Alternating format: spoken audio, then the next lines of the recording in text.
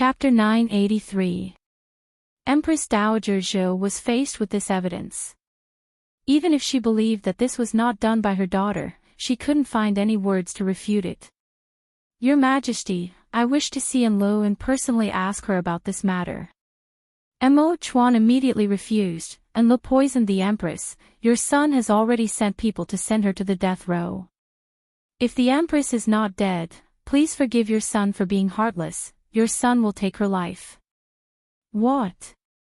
Empress Dowager Zhou was so shocked that she almost couldn't stand.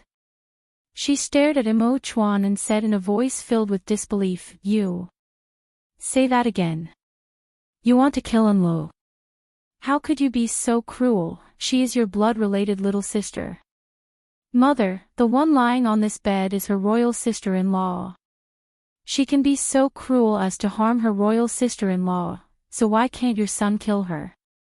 Not to mention that when she sent the poisonous snake into the palace, if it wasn't for the Empress opening the box for your son, then the one lying on this bed would be your son. Mother, if it was your son who was poisoned, would you still say that this matter has nothing to do with Enlo? Would you still try to get Enlo out of this crime? Mo Chuan's questioning left Empress Dowager Zhou speechless. He wanted to make this play as realistic as possible. Only by making Empress Dowager Zhou believe him could he carry out his plan. Mother, your son has a request. What is it? Dr. Zhang said that the Empress poison is very strange and there is no medicine in the palace that can cure it, but there might be medicine hidden in the palaces of the ministers. Your son wants to ask Mother to send a decree to have them enter the palace to offer medicine. If they can cure the Empress poison, your son will heavily reward them. If the Empress can really be saved, then your son will spare Enli's life. Empress Dowager Zhou's eyes instantly lit up. Emperor, will you keep your word? If the Empress is saved, you will let Enli go. Mother, your son is the ruler of a country, his words carry weight. Could it be that Mother is afraid your son will go back on his word? All right, then this widow will immediately return to the palace to give the decree. Su Jin, stay here and help this widow take care of the Empress. If there is anything, immediately send someone to report to this widow. Empress Dowager Zhou thought about it and said, Yes, Empress Dowager. Su Jin was worried about Qin Ning and couldn't wait to stay. No need. Aunt Su Jin, you should accompany Mother back to the palace. This one does not want anyone to disturb the Empress. Mo Chuan's face was as dark as water. It wasn't that he didn't believe Su Jin, but the truth, the less people knew, the better. Empress Dowager Zhou was met with a soft rebuff and her face was a bit embarrassed. Alright, since it's like this, Jia will go send the decree. Emperor, the Empress is so young and the heavens will protect her. You don't have to worry too much and take care of your body. She saw that her son's eyes were completely bloodshot and her heart couldn't help but ache. Your son thanks Mother's concern. I'll respectfully send off Mother. Mo Chuan's etiquette was not lost, but his expression was very faint. Empress Dowager Mother Dowager. Chen give a sigh. Dowager sues this. She could feel her son's dissatisfaction towards her. Because she cared too much about her daughter, she seemed slightly cold and heartless towards the Empress. But her son and daughter were the flesh that fell from her body. How could she treat her daughter and daughter-in-law equally? Chapter 984. In order to make this scene flawless, naturally they needed Dr. Zhang's cooperation. This was because Empress Dowager Zhou trusted Dr. Zhang the most. She never would have thought that Dr. Zhang would collude with Mo Chuan and the others to put on a show, so she immediately believed it. Dr. Zhang said, This old minister only hopes to catch the culprit as soon as possible, there is nothing else I want. Mo Chuan nodded.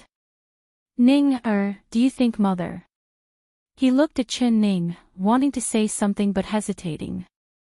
Although he didn't finish, Qin Ning already guessed what he wanted to ask. She immediately shook her head and said, This matter has nothing to do with the Empress Dowager, she doesn't know anything at all. She had seen Empress Dowager Zhou's reaction in the mosquito net. Empress Dowager Zhou only looked at her and asked a single question. Her mind was completely focused on the eldest princess in the death row prison. Mo Chuan saw this and naturally felt a bit of resentment towards Empress Dowager Zhou, but Chen Ning wasn't angry. She and Empress Dowager Zhou didn't have any relationship to begin with. According to common sense, Empress Dowager Zhou should be more concerned about her own daughter. This was understandable. Hearing Chen Ning's words, Mo Chuan let out a sigh of relief. He was most worried that this matter was arranged by Empress Dowager Zhou. What should we do now? He then asked. Wait. Chen Ning blinked. The Empress Dowager will issue a decree after returning to the palace. Let's just quietly wait for the news. The news quickly spread throughout the capital city. The Empress had been poisoned on their wedding night and her life was in danger. The Empress Dowager had issued a decree that anyone who had an antidote could enter the palace. If they could save the Empress' life, they would be heavily rewarded. This news was like a boulder thrown into a calm lake, stirring up huge waves all of a sudden. The civil and military officials were all in an uproar. Just the day before, they had been drinking the Emperor and Empress wedding wine. No one would have thought that they would hear this kind of bad news the next day. Therefore, the ministers began to rummage through their chests to find their life-saving pills. This was because this was a good chance to please the Emperor and Empress and increase their rank, so no one wanted to miss it. There was a lot of traffic outside the palace, making it very lively. Because the one injured was the Empress, it wasn't convenient for the ministers to enter the palace. They arranged for their families to enter the palace and visit the Empress. Only these families were all blocked outside the palace, not even to see a single hair of the Empress. They could only hear the Emperor's cold voice coming from the palace, telling everyone to wait outside.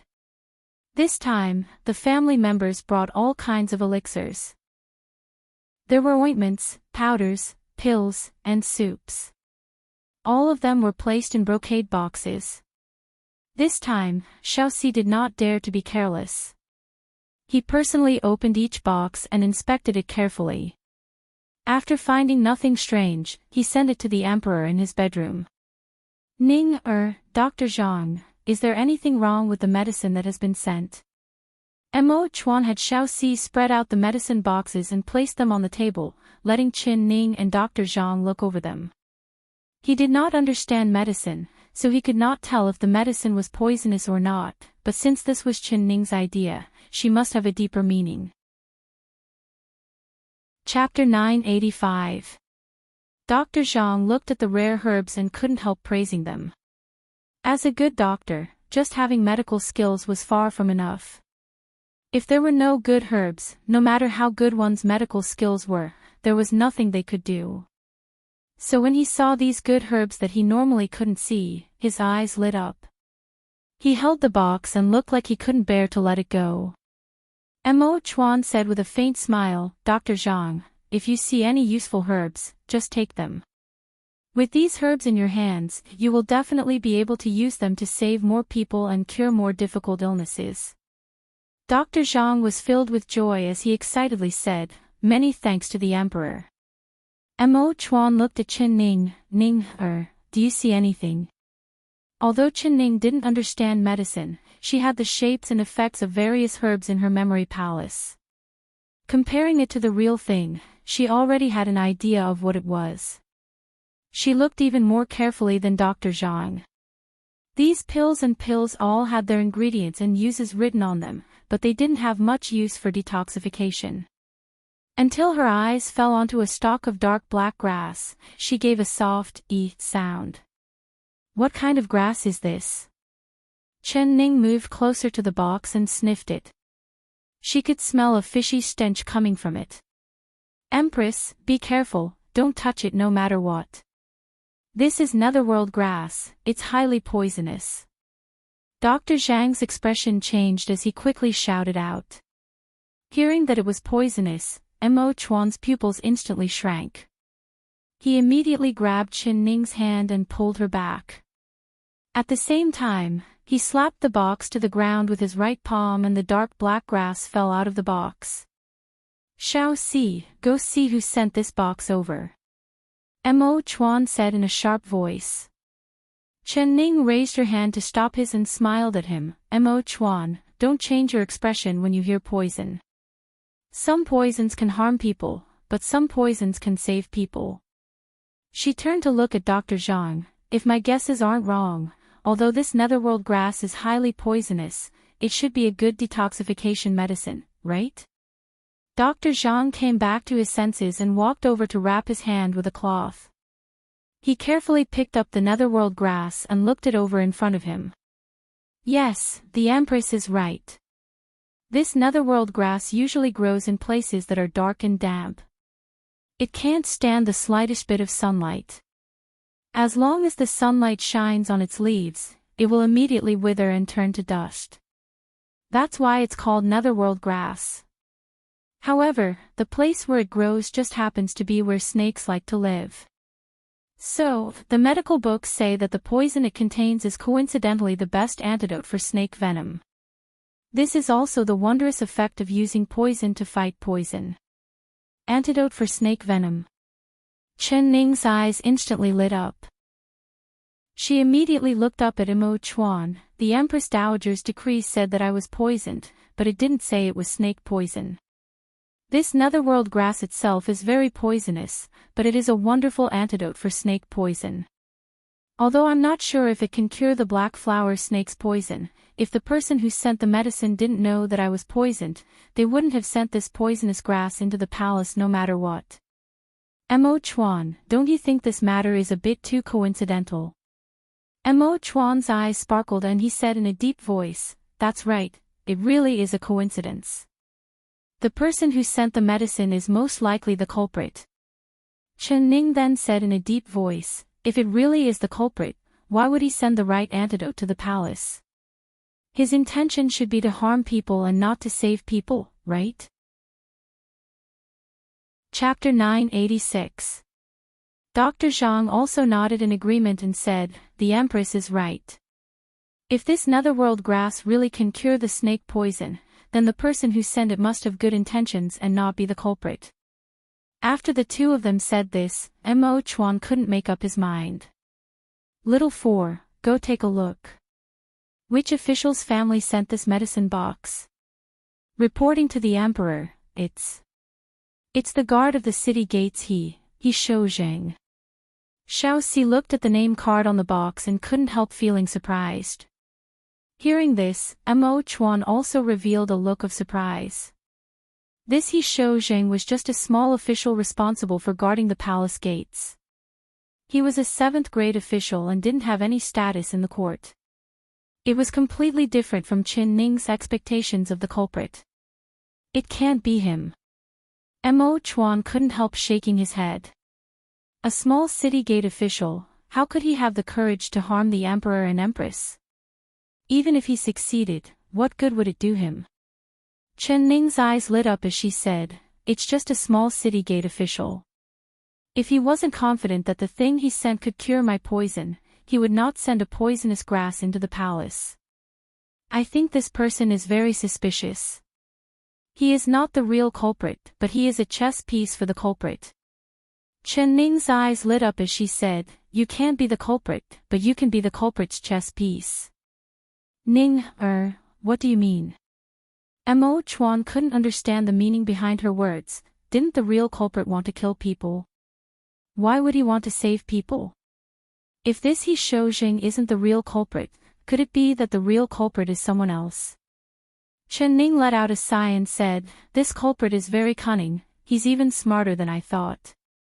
I wanted to beat the grass to scare the snake and lure the snake out of its hole, but he already expected this move, so he took advantage of the situation and pushed a small city gate official to test our attitude.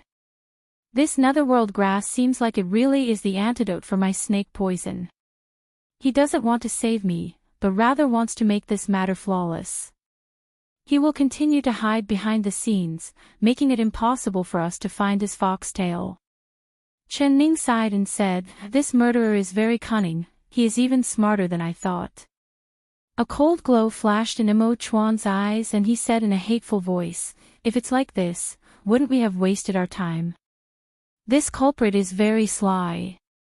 We haven't wasted our time. Since this He Shou can be used by him, naturally he can be used by us. Why don't we beat him at his own game, casting a long line to catch a big fish?" Chen Ning said with a smile. "Ning, how do you think we should beat him at his own game?" Emo Chuan saw her narrowing her eyes and knew that her idea had popped out again. He Shou Zhang's eyes were filled with admiration and laughter. "You can send Zhui Feng to investigate this matter. He is the best hidden guard by your side, coming and going without a trace. Let him follow beside He Shou Zhang and see what kind of people He Shou Zhang has been interacting with recently. If there are any strange movements, we can follow the clues and find the person hiding in the shadows." "Good. It really is a good trick." Emo Chuan couldn't help pinching her nose with a smile. "Were you a fox in your previous life?" "Chen, to be Ning, Chen Ning giggled and then said, "You also need to write an imperial edict to greatly reward this He Shou Zhang, giving him a large official position. This way, the real culprit's suspicions won't be aroused." "Alright, then this one will immediately write an imperial edict." "Shao Si, grind the ink." Emo Chuan immediately picked up the brush and wrote an imperial edict. Chapter 987. This He Shou Zhang had leapt over the Dragon Gate in a single night, going from 7th grade to 5th grade and becoming the vice commander of the Royal Army. He was so happy that it felt like he was dreaming, unable to close his mouth. In the past, when he was guarding the city gates, everyone had to bow to him.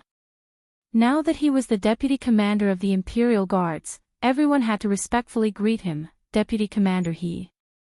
He had just been promoted, so he kept receiving invitations every day. Other than when he was on duty, there were banquets almost every day. Zhui Feng had followed Emo Chuan's orders and had been secretly following him. Then he reported to Emo Chuan and Chen Ning what he had seen and what he had said to them every day.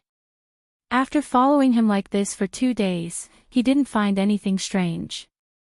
Chen Ning was not in a rush and told Zhui Feng to patiently follow him. She believed that when they met again during the holidays, that big fish would not be able to hold back and would stir up a storm again. At that time, she would definitely be able to catch him. At this time, there was quite a bit of disturbance in the royal palace. The so-called paper can't wrap fire. Chen Ning already knew that she couldn't hide her identity from Empress Dowager Zhou for long. The calm days only lasted for 3 days before the day of the Empress coronation ceremony arrived. According to tradition, the coronation ceremony would be held the day after the Emperor and Empress wedding, but because of the accident in the nuptial chamber, the coronation ceremony had been postponed for 3 days. On the eve of the coronation ceremony, Empress Dowager Zhou sent Su Jin to fetch the royal family's genealogy because the coronation was tomorrow. She found that she didn't know the Empress' name or family background. She looked through the royal family's genealogy and finally found this secret. She stared at the 2 words on the genealogy and almost didn't dare believe her eyes. She couldn't help rubbing them and looking at them again. She found that it was still the same 2 words, Chen Ning. These 2 words were personally added by Emo Chuan. That elegant and familiar word, how could Empress Dowager Zhou not recognize it? Su Jin. Empress Dowager Zhou's eyes swept over her. "Tell this widow, what is the name of the emperor's new empress?" Su Jin had already expected this moment when she fetched the genealogy. Seeing Empress Dowager Zhou's question, she looked down and replied in a low voice, reporting to the Empress Dowager, "The empress name is Chen Ning." "Good. Even a little girl like you is colluding with them to deceive this widow. Su Jin, this widow really cared for you for nothing." Empress Dowager Zhou angrily smashed the cup. Su Jin quickly knelt down. "Empress Dowager, please calm your anger. This servant didn't mean to deceive Empress Dowager." "You didn't mean it." Then you already knew.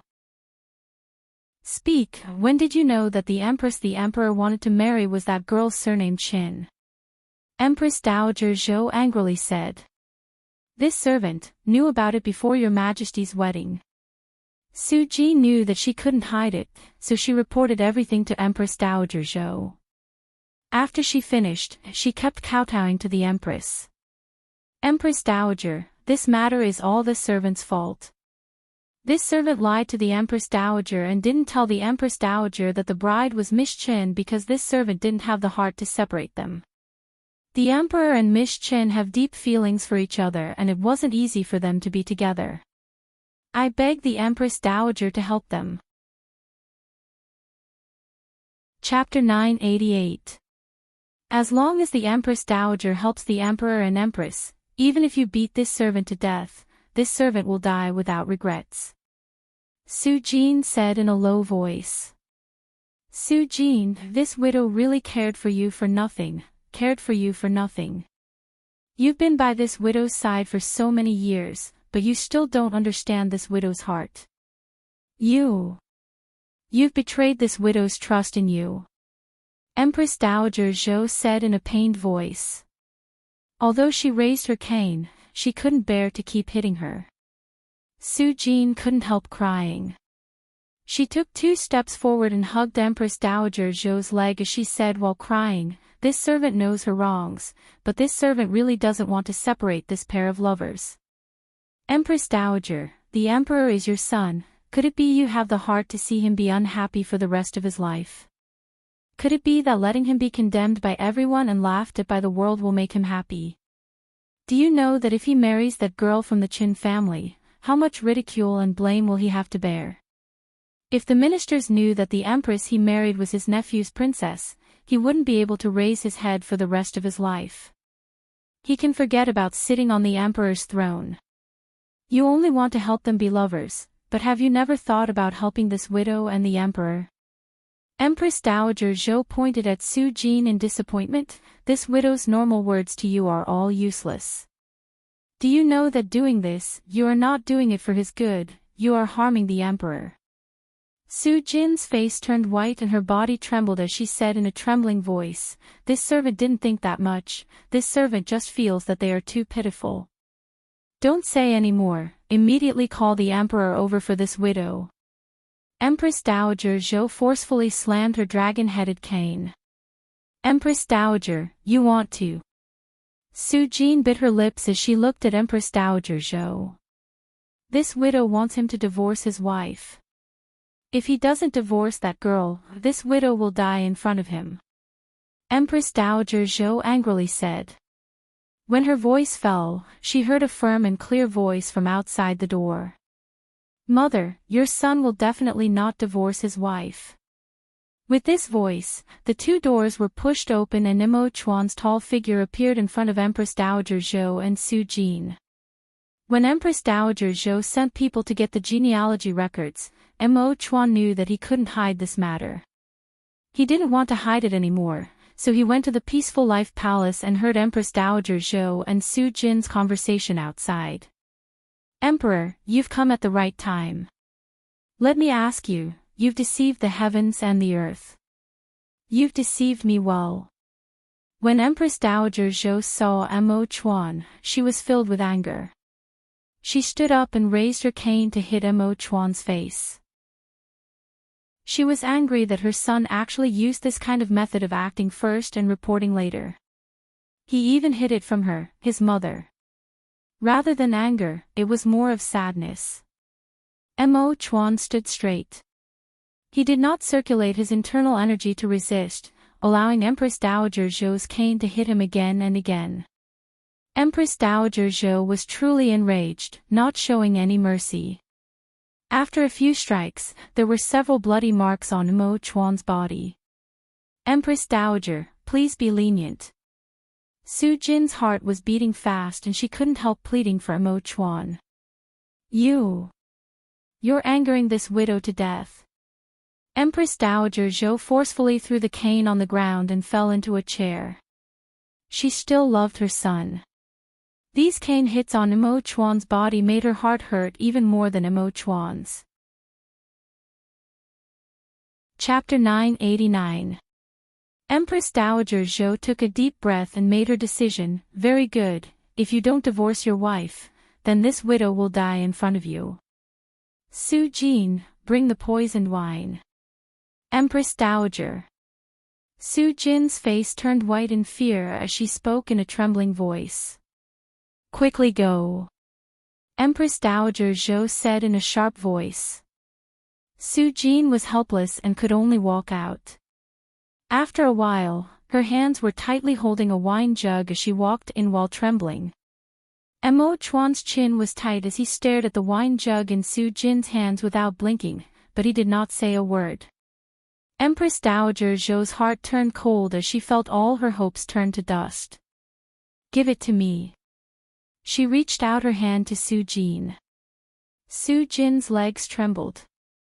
She looked at Empress Dowager Zhou before kneeling down in front of Emo Chuan. Emperor, why don't you listen to the Empress Dowager?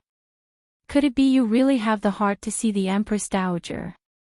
Drink the poisoned wine. Emo Chuan raised his head and a determined look flashed in his eyes. Mother, you don't need to force your son. Your son has already said that even if I die, I will never separate from her. Empress Dowager Zhou's body trembled. She stared at Emo Chuan and said through gritted teeth, this widow won't force you, this widow only regrets giving birth to a disobedient son like you. Even if this widow dies, I won't have the face to see the previous emperor. She took the wine jug from Su Jin's hands and opened the lid, pouring it into her mouth. Emo Chuan's right hand reached out and before the wine left the jug, he had already taken the jug from Empress Dowager Zhou's hands. Then he raised his head and poured the entire jug of poisoned wine down his throat. The poisoned wine was like a knife entering his throat. Emo Chuan felt a strange feeling enter his stomach, like his organs were being melted by the wine. He couldn't help frowning. His actions were very fast. Empress Dowager Zhou and Su Jin did not know martial arts, so they could only watch as he drank the entire jug of wine, not even having time to react. Chuan. Empress Dowager Zhou was shocked as she let out a heart-rending cry of pain. She threw herself at Emo Chuan as two streams of tears flowed down. Originally, she only wanted to use death to threaten and intimidate her son, but she didn't expect that her son would take the poison before her. She was so scared that she was scared out of her wits. Su Jin, hurry. Hurry. Bring the antidote. Quick, quick, quick, call Dr. Zhang. She cried out incoherently as she cried. Replying Empress Dowager, this poison wine is the most powerful crane's crown red. It doesn't have an antidote. Su Jin replied with a pale face. You. Who told you to bring real poisoned wine? This widow just wanted to scare the emperor. I didn't really want to drink the poisoned wine. You. Empress Dowager Zhou was tongue-tied. She was angry and anxious, wanting to blame Su Jin, but she was worried about her son. Quickly call Dr. Zhang over. No need. Even if Dr. Zhang came, your son wouldn't see it. Mother, are you satisfied to see your son like this? What you want is for your son to die, don't you? Emo Chuan drank the wine and felt a strange pain in his chest. He forcefully grabbed Empress Dowager Zhou's hand and looked right at her. Chapter 990. What does it matter if others look down on me? I don't care at all. Your son only has one wish in this life and that is to marry her. With her as my companion, I don't care about anything else. Emo Chuan curled his lips and revealed a faint smile. This smile was like a knife stabbing into Empress Dowager Zhou's heart. She never thought that her son would still be able to smile when he was about to die. Could it be that in your heart, nothing is more important than her? Empress Dowager Zhou said in a hoarse voice. Emo Chuan only revealed a faint smile and did not reply. But even if he did not reply, Empress Dowager Zhou knew what he meant. For her, you don't even want your life, what else can this widow say? Chuan, why are you in such a rush to drink the poisoned wine? Between us mother and son, what matter can we not discuss? If you die like this, what will mother do in the future? Empress Dowager Zhou's eyes filled with tears again. Mo Chuan's face instantly lit up. Imperial Mother, does this mean you've agreed to let your son be with her? You won't force your son to divorce my wife? He suddenly felt his chest churn and he couldn't help retching. Empress Dowager Zhou's face fell in fear as she said in tears, Chuan, as long as you're safe, mother will agree to anything. You can marry whoever you want, you can have whoever you want as your empress. Mother won't force you to do anything you don't like anymore, as long as you live well. She patted Mo Chuan's back while shouting at Su Jin, quickly call Dr. Zhang. Quickly. Su Jin suddenly pursed her lips into a smile, Empress Dowager, please forgive me. The pot this servant brought over was not poisoned wine, nothing will happen to the emperor. If it wasn't poisoned wine, then what was it? Why would the emperor feel this uncomfortable after drinking it? Empress Dowager Zhou couldn't help being stunned as she revealed a look of disbelief. That was a pot of old vinegar. The emperor drank this much vinegar at once, so he will definitely feel a bit uncomfortable. This servant will make a pot of tea to help the emperor relieve his jealousy. Su Jin stood up and ran out like a wisp of smoke. Empress Dowager Zhou stared at her back and was stunned with anger. Mo Chuan rubbed his chest, feeling both angry and funny. His internal energy was profound. Even if he drank the poisoned wine, he had a way to force the poison out of his body. That was why he drank the wine in one gulp without any fear. But he never would have thought that what he drank wasn't poisoned wine, but rather a pot of vinegar. Mother, you won't go back on your words, right? He felt Empress Dowager Zhou take back her hand patting his back and he quickly grabbed it. Empress Dowager Zhou gave a snort, you are the emperor, your words carry weight. Does this widow's words not count? Mo Chuan was filled with joy, Empress. Empress Dowager Zhou held his hand with tears still in the corner of her eyes. The pain she had just experienced had frightened her. Now she knew that she could lose everything, but she couldn't lose her son. You want, you. S face, Emotse eyes, on, I, you. Are you going to let her pretend to be a cripple for the rest of her life and appear in front of the officials with her face painted? She said worriedly. Mother, you can be assured, your son will let her appear openly. As for anything else, your son doesn't care. Mo Chuan firmly said. Empress Dowager Zhou gave a deep sigh. She knew that her son had already made up his mind.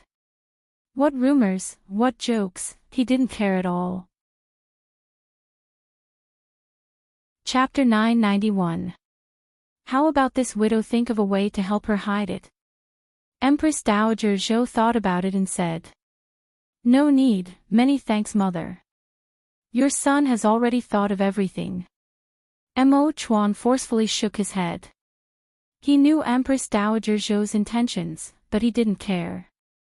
He didn't want to hide it anymore. He wanted everyone to know that the empress he married was the best in the world, the girl he was most proud of. He wanted to place the empress crown on her head in front of everyone. Alright, since you've already decided, this widow won't say anything more. Can you tell this widow now, how did your empress return to your side from East Qin? Empress Dowager Zhou said. The mother and son talked for a long time in Empress Dowager Zhou's palace. When Mo Chuan returned to the Guanyu Palace, the moon was already high in the sky. There was a light in the room and when he entered the palace, Missouri Chuan saw the faint flickering candlelight. He knew that she was waiting for him and his heart filled with warmth. Her figure was reflected in the window paper. He stood in the yard and looked at that slender and elegant figure. He had a smile on his face as he silently stood there. He looked at her for a while and found that she was reading a book, holding her chin without moving. It was rare to see her this quiet, so he felt it was a bit strange. So he softened his steps and walked to the door of the palace. He gently pushed it and without making a single sound, the door opened. There were no maids or eunuchs in the front hall. She didn't like people serving her, so she sent everyone away. Mo Chuan silently walked in and saw her sitting in front of the table, holding a book in her hand. However, her mind was clearly not on the book. Her hand was holding her chin and her eyes were staring at the flickering candlelight. What are you thinking about? Why are you so lost in thought? Are you thinking about me? Mo Chuan spoke with a smile. Chen Ning was shocked, but she recognized his voice and said with a smile, "What is there to think about?" "I'm reading a book." "Reading a book?" Mo Chuan looked at the book in her hand and nodded with a smile as he said, "It's rare to see you working so hard. How is your internal cultivation going? Did you make any progress?" She was originally smiling, but when she heard the word, internal cultivation, her smile instantly disappeared. She said with a bitter face, "Mo Chuan, what kind of martial arts did you teach me? I want to sleep when I practice it." "It's not that I don't want to practice it, but I really can't." Over the past 2 days, Mo Chuan had followed Dr. Zhang's instructions and began to teach her the introductory cultivation technique. This was a secret of the Chu clan. It was very profound. It was only taught to males and not females, even the eldest princess could not learn it. This internal cultivation technique was not complicated, only having a few hundred words. Mo Chuan only taught her once and she remembered every single word. Mo Chuan also praised her. With her intelligence, she wouldn't even need a month to reach the small success realm. But after practicing for an entire 2 days, she hadn't even touched the surface. Mo Chuan remembered that when he first started practicing, he could feel a faint aura flowing through his body on the first day. She was clearly smarter than him, so how could her internal cultivation be so far behind his? "Did you not follow the method I told you to practice? Recite the internal cultivation technique again for me to hear." Chen Ning immediately began to recite it. Her voice was clear as she recited several hundred words in a single breath, not missing a single word. Chapter 992. Chen Ning stuck out her tongue and giggled as she said, "Mo Chuan, I shouldn't cultivate anymore. Your martial arts are this good, even if I cultivate for another 10 years, I still won't be able to catch up to you." Mo Chuan stared at her, "You want to be lazy? Are you afraid of suffering?" She quickly shook her head, "I'm not afraid of suffering, I've learned martial arts before. Of course I can't compare to martial arts experts like you, but against normal people, it's more than enough to defend myself. But this internal cultivation technique, I really can't cultivate it. You know martial arts. How come I don't know about it? Show me a few moves." Mo Chuan was curious. "If I don't practice, you'll laugh at me." Chen Ning's face turned a little red. She knew that the defensive skills she learned from the modern era were nothing in Mo Chuan's eyes. "Silly girl, I am your husband, so what are you afraid of showing me? It's better for me to laugh at you than for others to laugh at you. Then again, haven't you laughed at me a few times already?" Mo Chuan said with a faint smile. When Chen Ning heard the words, "I am your husband," her heart filled with sweetness and she stood up with a smile. "All right, then I'll show you a few moves. But I don't know any martial arts, just some defensive skills. Are you willing to show me a few moves?" "All right." Mo Chuan nodded with a smile. "Then use your arms to strangle my neck." "That's right, just like this, stand behind me." Chen Ning helped him get into position. Mo Chuan couldn't help making an "e" sound as he said, "I've already restrained you like this and you still have a way to fight back." Chen Ning giggled and didn't say anything else. Her hands grabbed his arm and she suddenly threw him over her shoulder. Even with Emo Chuan's profound martial arts, he was caught off guard and was thrown over by her. Only he straightened his back and steadily landed on the ground, facing her with a look of pleasant surprise and praise on his face. This move isn't bad. Chen Ning proudly raised her chin. Before she could even boast a few words, Emo Chuan had already pointed at her nose and shook his head at her. Although your moves are clever, without internal energy to support them, if you meet an internal energy expert, they can easily break your move. It won't be of any use at all, so you must cultivate internal energy. Her smile froze on her face. Emo Chuan, I'm really not being lazy. The internal energy you taught me was all about breathing and meditation. I only practiced it for a bit before falling asleep. Are you sure you practiced it like this before? How could I be drowsy? When I cultivate, I become more energetic the more I cultivate. How about this, you practice again in front of me? Emo Chuan said in a surprised voice. Chen Ning was helpless.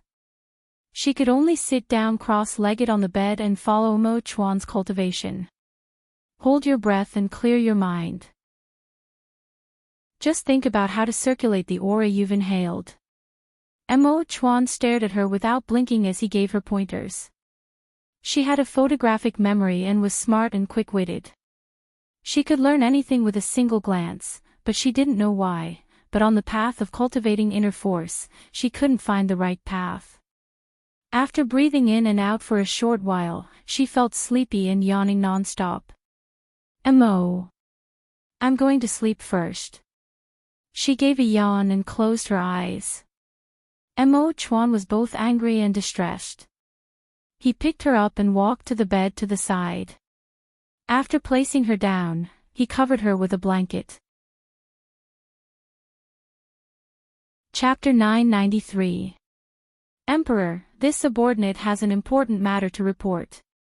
Shui Feng's voice came from outside the window.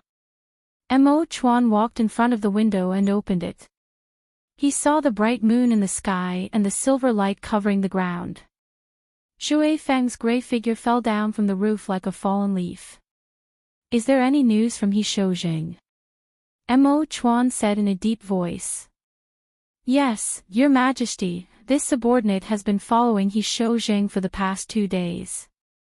Tonight, as usual, he went to drink with his colleagues after finishing his shift. However, halfway through, he went out to relieve himself. At that time, there was another person who went in with him to relieve himself. The two of them stayed inside for a total of an hour before coming out. He Shoujing went back to drink, but that person swaggered off. This subordinate felt that the situation wasn't strange, so I secretly followed behind that person. Then, I discovered that that person actually entered the Duke Xingguo's residence and didn't come out again. What did you say? Country guarding Duke.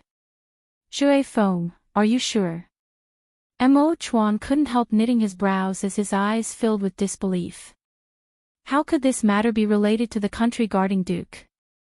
This subordinate is definitely not wrong, that person did enter the country guarding Duke's palace. This subordinate was afraid of alerting the guards of the country guarding Duke's palace, so I did not dare follow him. After waiting outside for a while and not seeing that person come out, this subordinate immediately came back to report to the emperor. Shui Feng replied. Hearing the words, country guarding Duke, Emo Chuan's heart was filled with shock. This was because the country guarding Duke's status matched Chen Ning's guess of the real culprit. But this was simply impossible. The country guarding Duke was a hereditary Iron Hat. The current country guarding Duke was already close to 60 years old and he had been on the battlefield when he was young, being a fierce general. His surname was not Chu, but because he had been loyal to the Chu royal family for generations, he was given the surname Chu. His achievements were high and although he had not appeared in court for a long time, he still had a very important position in the court. When Emo Chuan ascended to the throne, this country guarding Duke had supported Empress Dowager Zhou. He was young when he ascended the throne and his foundation was not stable. There were some ministers loyal to the previous emperor who bullied him because he was young and made things difficult for him. It was also the country-guarding duke who raised his hand and stopped everyone's criticism. Mo Chuan had been grateful for his kindness over the years, but his body was not as healthy as before, so he no longer went to court and did not care about the matters of the court.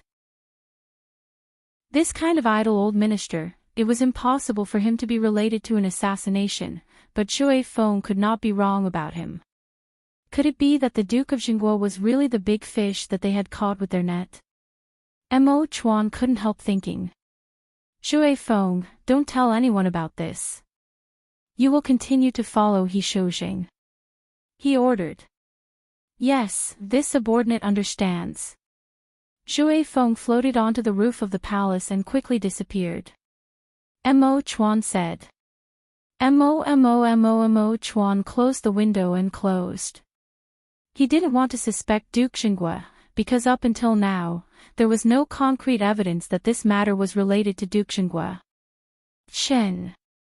He. As of long of he of zhou long. He Chen he long.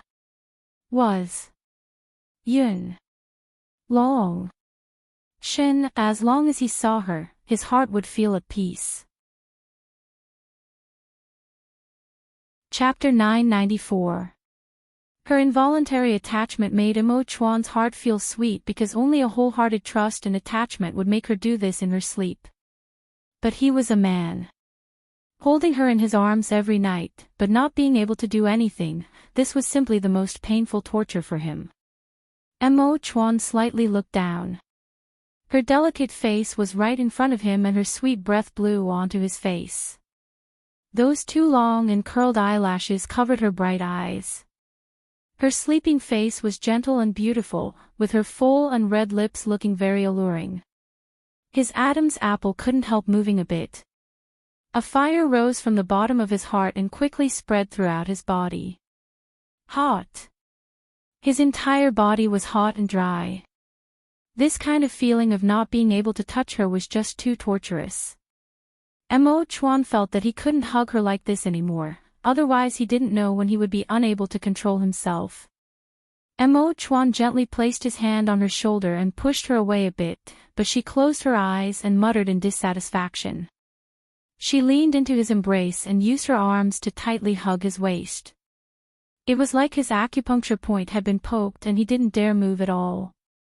If he moved, he was afraid of waking her up. It was rare to see her sleeping this sweetly, so how could he bear to disturb her? Forget it, he would endure it. Mo Chuan's body was completely tense, turning as stiff as a rock. His arms were placed on his thighs, not daring to touch her body at all. But even like this, he felt like he was about to explode. He was cursing Dr. Zhang in his heart. If he knew it would be like this, he wouldn't have given her that 1,000-year-old snow ginseng soup, causing him to be unable to be intimate with her for a month. If he had thought of a way to lure the snake out of its hole earlier, she could have eaten the netherworld grass to cure the snake poison and he wouldn't have suffered like this. This night, Chen Ning slept especially sweetly and deeply. When she finally woke up and opened her eyes, she was instantly shocked. Mo Chuan's eyes were wide open. He was right in front of her, staring at her without blinking. You. Why are you looking at me like this? She was still a bit confused. She blinked her eyes and found that she was lying in his embrace. Oh, no, she was like an octopus, wrapped around him. She was stunned for a bit before her face turned red. She quickly let go of his arms and couldn't help complaining, "Why didn't you push me away?" Push her away. He wanted to push her away, but she was hugging him so tightly that he couldn't bear to do it. So it was like he was being tortured, suffering for an entire night.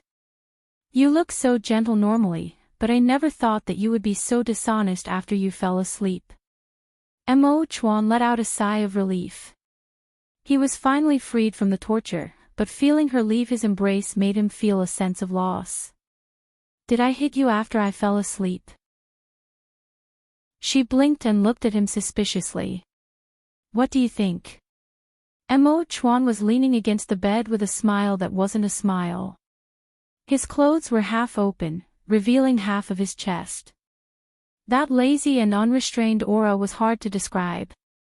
She had never thought that she liked beauties, but she was still shocked by the beauty in front of her. Speaking of this, she had been intimate with him several times, but she had never found him as seductive as he was today. She couldn't help blushing.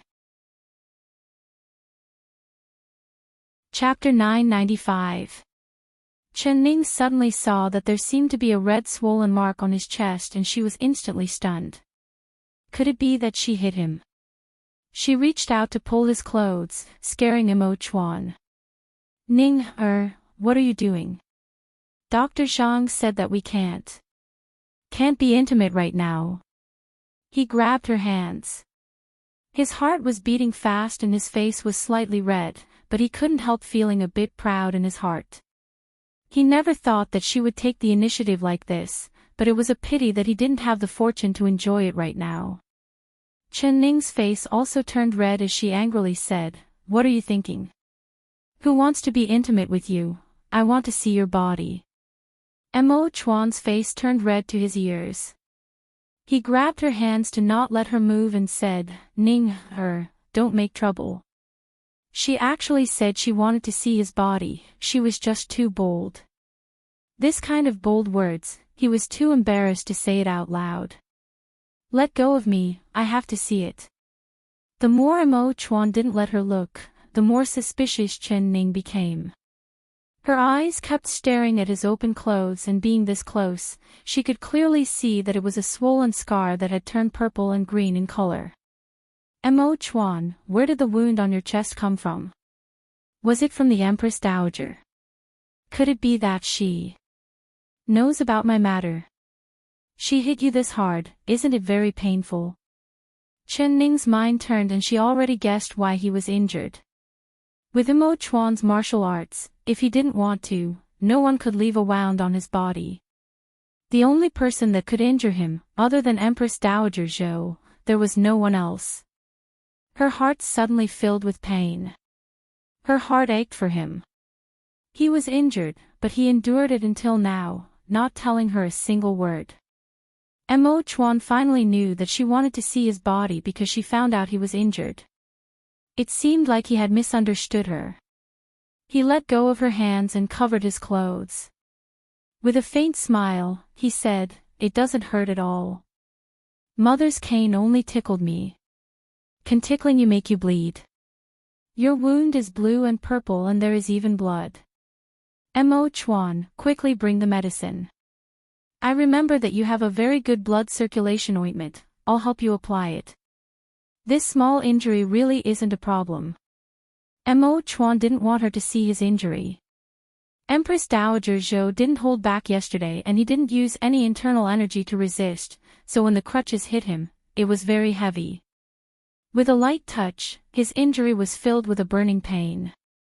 "No, I have to be applied," she insisted. Mo Chuan was helpless and he could to be taken out.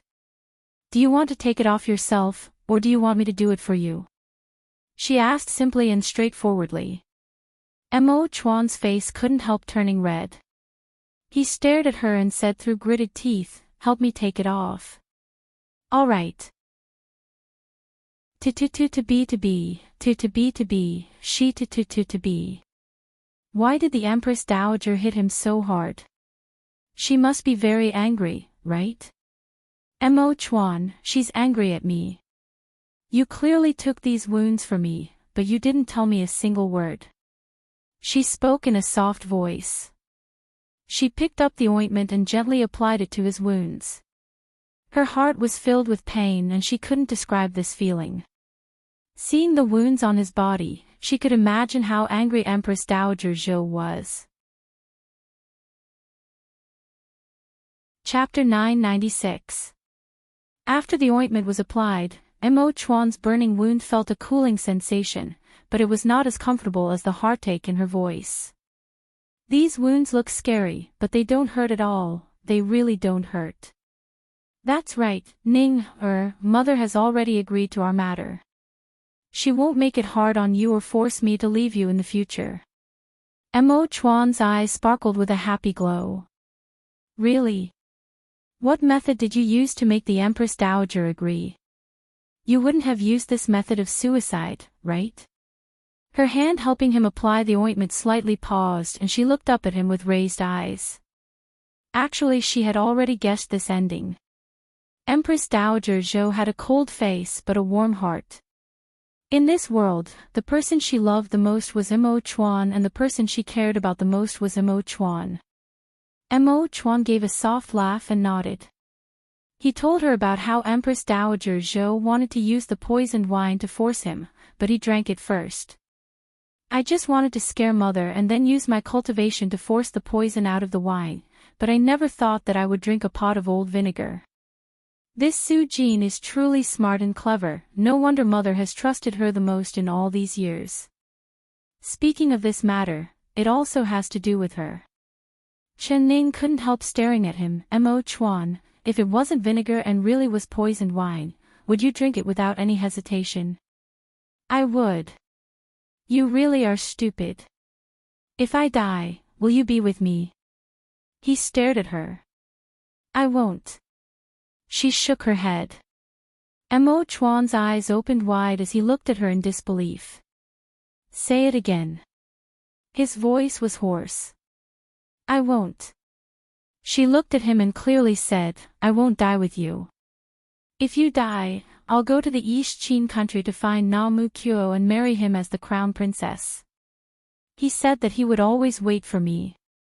Mo Chuan stared at her. At this moment, he really wanted to strangle her. Could she say anything more infuriating than this?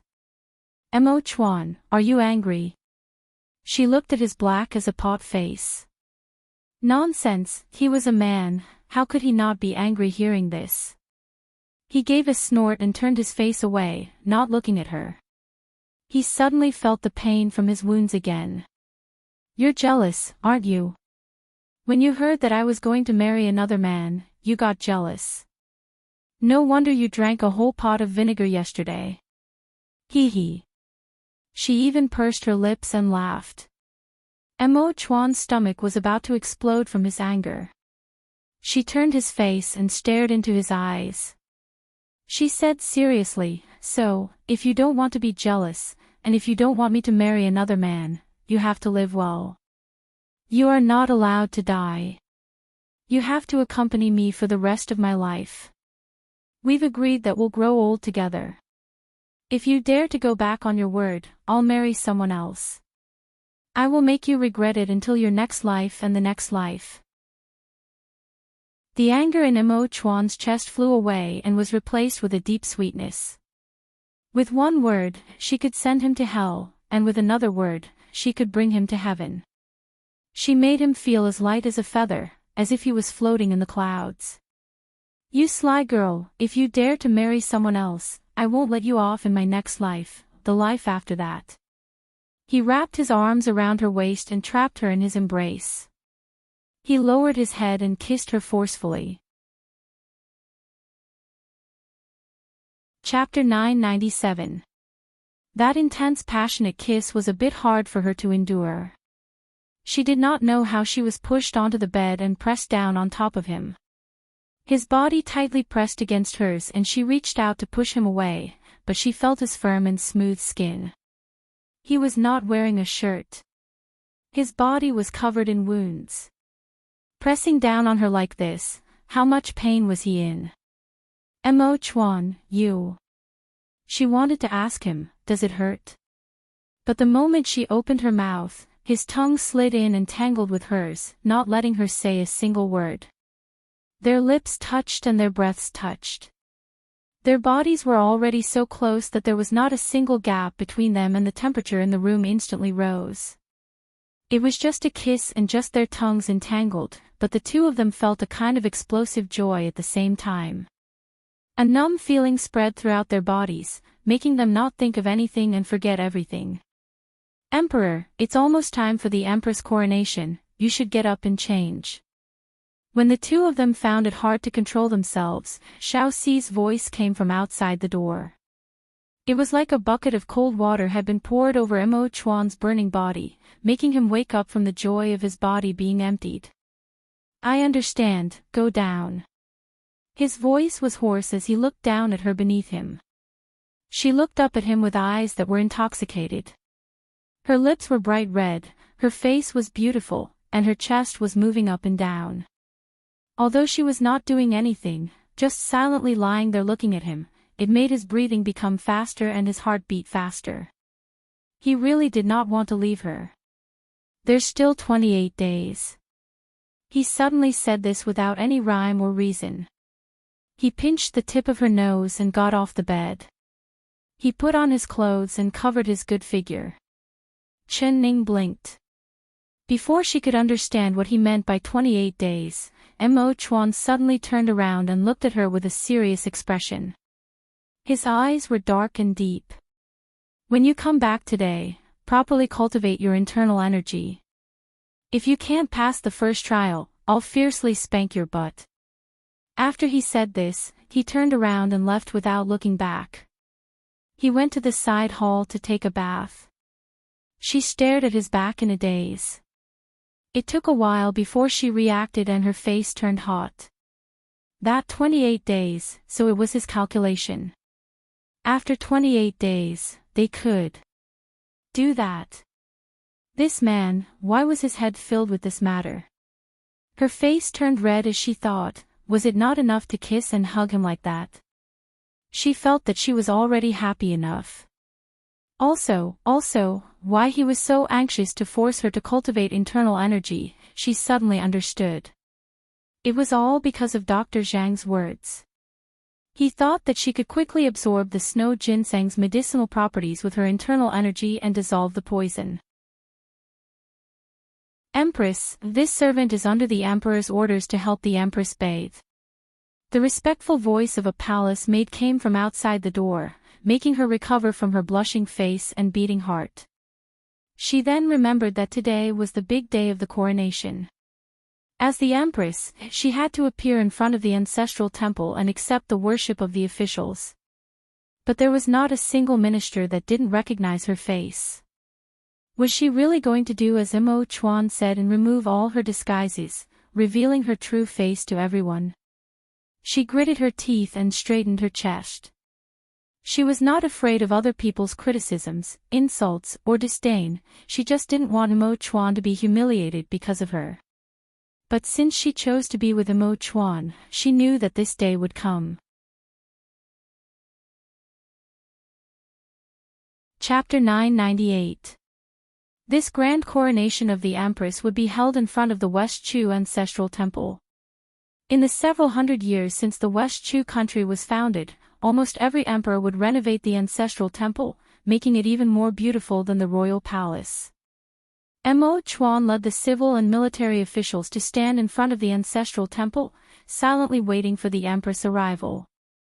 From the royal palace to the ancestral temple, there was a red carpet.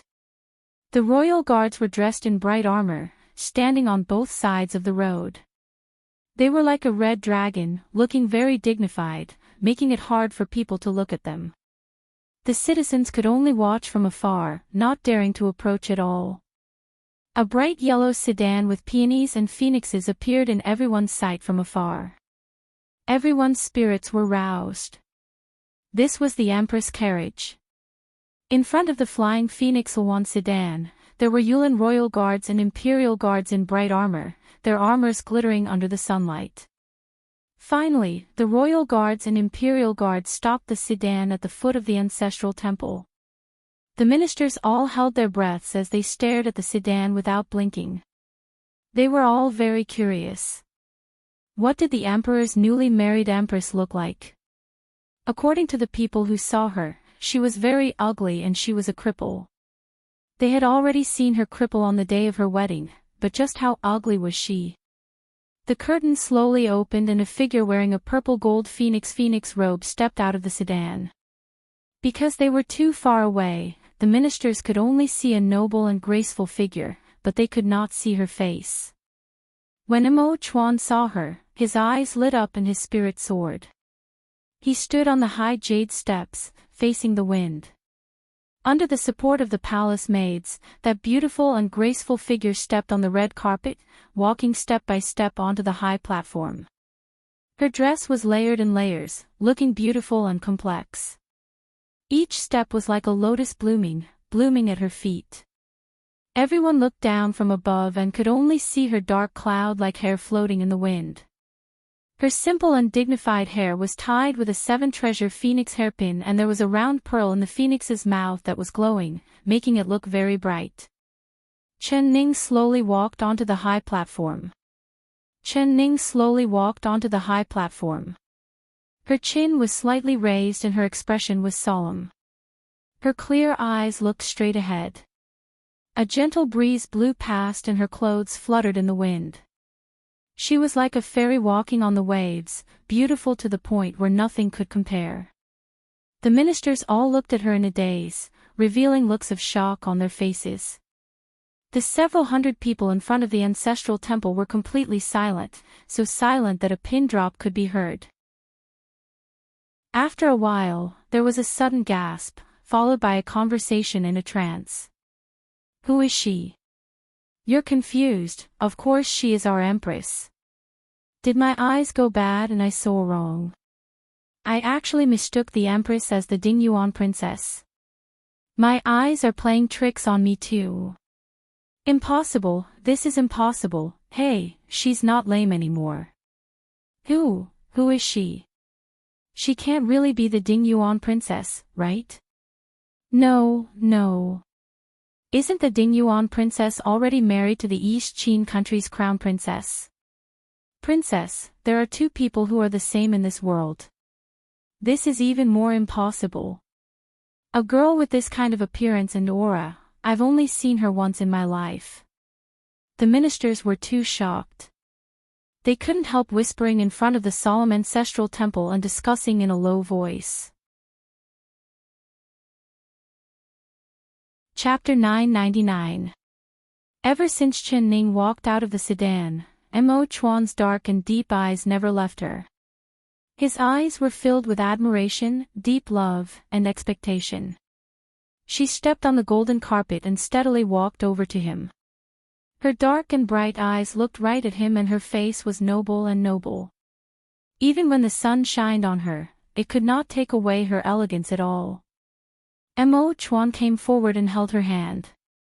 The two of them held hands as they walked side by side to the ancestral temple. Just looking at their backs, they could tell that they were a pair of people of similar age. The chins of the ministers almost fell off. The closer they got, the clearer they could see. The Empress' eyebrows and eyes were all very familiar. This was clearly the Dingyuan princess who had defeated the East Qin crown prince on the eastern field. She was also wearing a large red wedding dress as she married the East Qin crown prince's princess in front of everyone's eyes. It's her.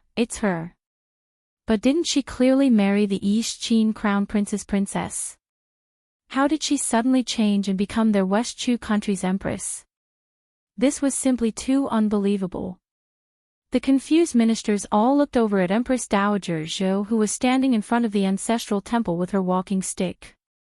Empress Dowager Zhou was like Mo Chuan, completely ignoring the questioning gazes of the ministers. Her face was very solemn and her lips were tightly pursed, not saying a single word. She had already expected this scene. She had wanted to avoid it and resolve it, but it was a pity she couldn't stop Mo Chuan's stubbornness. Since the emperor's son didn't care about his face, she as his mother would also throw away her old face. Mo Chuan and Chen Ning held hands and walked in front of Empress Dowager Zhou, bowing down to her. Empress Dowager Zhou gave a slight nod. She took out the Empress edict that she had already prepared and slowly read it out. The Empress edict was written in 4 lines and the words were very profound. The ministers all held their breaths and pricked up their ears to listen, afraid they would miss a single word. When everyone heard Empress Dowager Zhou say, "Today there is a daughter of the Qin family named Ning. She is gentle, respectful, and gentle. She is the head of the 6 palaces, so she is conferred the title of Empress." Everyone could clearly hear it. The Empress' name was Chen Ning. It really was the same name as the country protecting Great General Chen's daughter. She really had the same name as the Ding Yuan princess.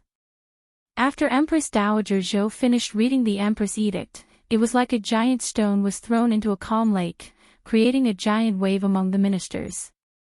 All the officials looked as if they were struck by lightning. They were flabbergasted and speechless. Empress Dowager Zhou did not even look at them as she placed the edict in Chen Ning's hands. "Thank you, Empress Dowager."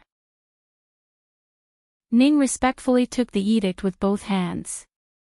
Mo Chuan took the Empress Phoenix crown from the tray and placed it in front of Empress Dowager Zhou. "I ask Mother to help the Empress put on the Empress crown." As long as the crown ceremony was complete, Chen Ning would become the official West Chu Empress. She would accept the worship of the ministers and become the new head of the harem. Empress Dowager Zhou took the phoenix crown and looked over the stunned ministers before placing the phoenix crown on Chen Ning's head. Ning said, "Chen Ning, Chen Ning." "In order," he said and said. "Chen, this."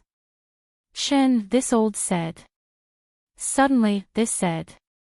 Suddenly, an old voice rose from the crowd. Empress Dowager Zhou's hand wearing the crown slightly trembled and stopped in the air. She looked up at the source of the voice. Her heart turned cold, but her expression did not change. Chapter 1000. Once the coronation ceremony is over, it will be too late. A purple-robed old man with white hair and beard came out. His thin face was covered in wrinkles and he gave off an imposing aura. He looked at Chen Ning before cupping his hands to Empress Dowager Zhou and saying, "Empress Dowager, this old minister wants to ask, is the newly titled Empress the daughter of Great General Qin? Is she King Ding Yuan's princess?" Although he was old, his voice was very powerful. This question asked the question in the hearts of all the ministers. Everyone's eyes turned to look at Empress Dowager Zhou. Empress Dowager Zhou's face was still calm, "So what if it is and so what if it isn't?" Minister Xia loudly said, "I heard that the Empress was personally chosen by the Empress Dowager for the Emperor, but why did she suddenly become the Ding Yuan princess? The Ding Yuan princess is clearly the Emperor's junior, how could she become the Empress of a country? The Emperor's Empress is actually his nephew's princess, isn't this a mess?" This old minister does not understand this, so I asked the Empress Dowager to explain. The ministers all nodded and agreed in unison. Minister Xia's words are reasonable, I asked the Empress Dowager to reconsider. The Ding Yuan princess cannot become the Empress no matter what. If the Emperor really makes her the Empress, she will be ridiculed by others, she can't do that. Although Empress Dowager Zhou had already expected this scene, she was still speechless from the minister's questions. Her old face was hot and she couldn't help looking at Mo Chuan. Her heart was filled with anger. She had already told him not to cause a ruckus, but he did not listen.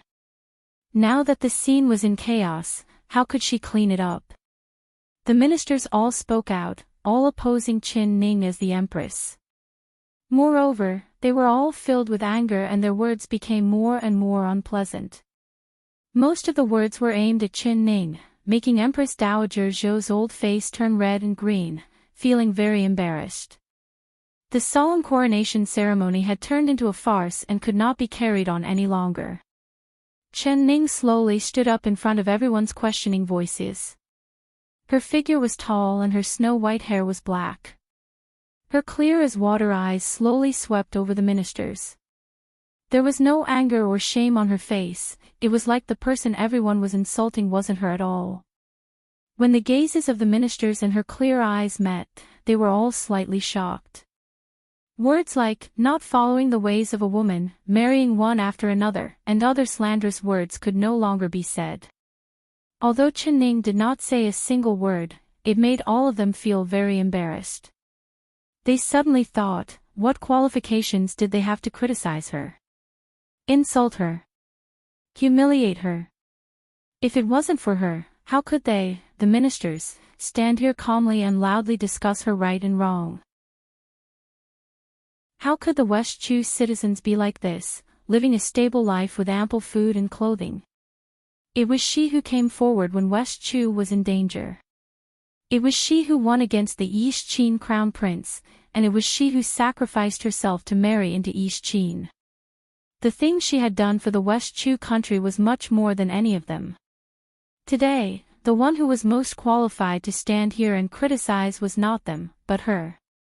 Seeing the ministers all close their mouths, Empress Dowager Zhou couldn't help looking at Qin Ning with a strange gaze. She actually used just one look to quell everyone's discussion. This empress was even more imposing than her, the Empress Dowager. Chapter 1001. As expected, after the ministers were silent for a bit, they all turned to look at Imo Chuan. Emperor, her status is not worthy of you. There are many good girls in the world, why must you make her the empress? That's right, Emperor, she is your junior. If this matter were to be spread to other countries, perhaps they would laugh at you. This matter is not good to hear. No matter what, she was once King Ding Yuan's princess, so the emperor should think twice. The ministers all spoke up, trying their best to persuade Imo Chuan. Imo Chuan silently stood there, seriously listening to the ministers' words. He did not refute them or agree with them, which filled the ministers with more confidence and courage. They all listed a large number of problems, pointing out the dangers of making Qin Ning the empress. After the ministers all gave their opinions, Imo Chuan gave a cough and looked over everyone. Are you all done? His voice was clear and melodious, not sounding angry at all. The ministers all nodded.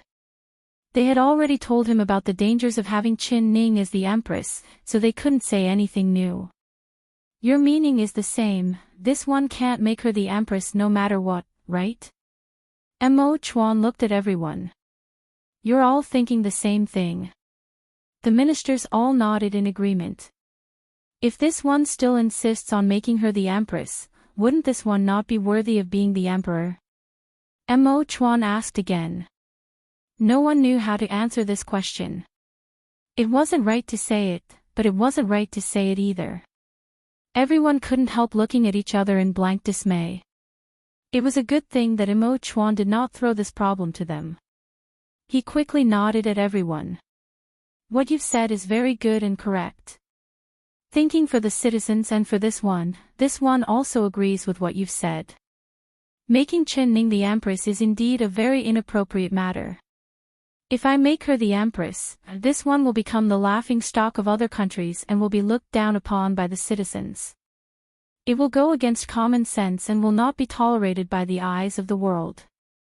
I will be criticized by everyone and will become a great sinner of the West Chu country. Imo Chuan said in a calm voice. The ministers all let out a sigh of relief and revealed a smile on their tense faces. Emperor, we ministers are all doing this for your good, for the good of the country, and for the citizens.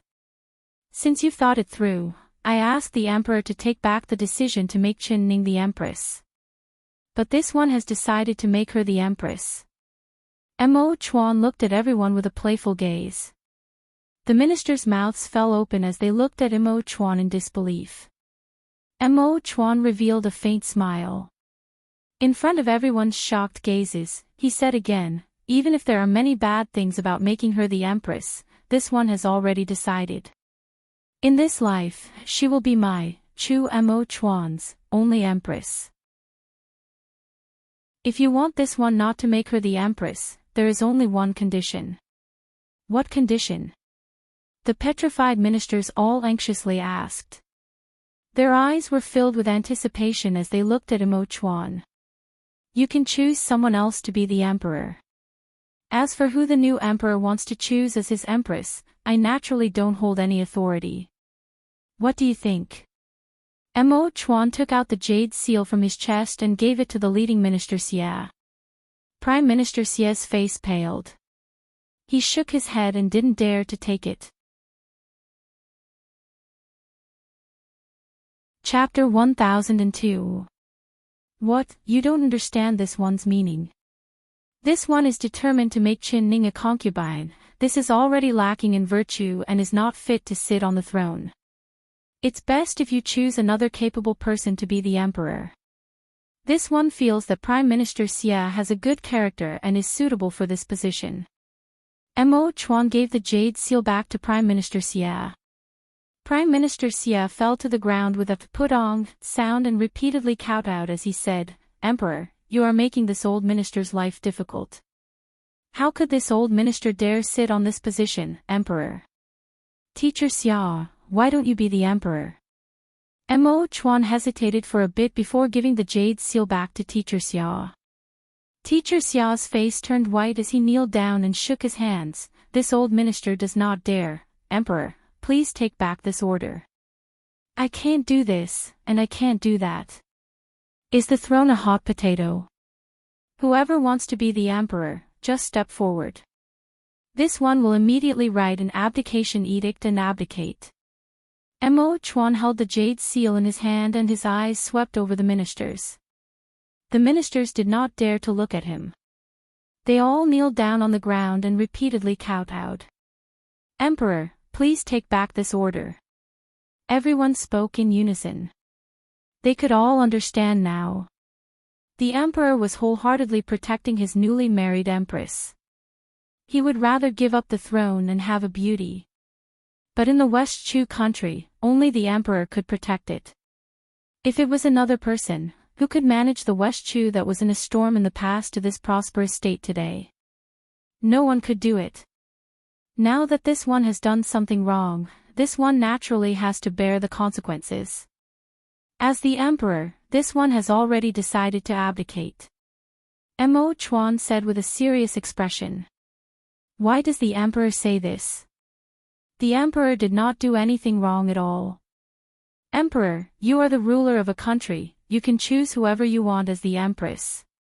Prime Minister Xia immediately said. He was the first to stand out and he was the first to change his tone. But didn't Prime Minister Xia personally say that if this one chose Qin Ning as the empress, it would be a traitor and the people of the world would look down on me? Mo Chuan stared at him and said. Prime Minister Xia wiped the cold sweat off his forehead and raised his voice as he said, "That is this old minister being muddle-headed and speaking nonsense. The Empress has already divorced King Ding Yuan and she has no relationship with King Ding Yuan at all, so they are not traitors at all. Moreover, the Empress is beautiful and talented. If she becomes our West Chu's Empress, it would be a blessing for our West Chu citizens. Emperor, this old minister is in favor of choosing her as the Empress." Hearing his words, the ministers all muttered in their hearts, "Old man is a crafty old man." However, everyone was impressed by Prime Minister Xia's quick thinking, and they all followed suit.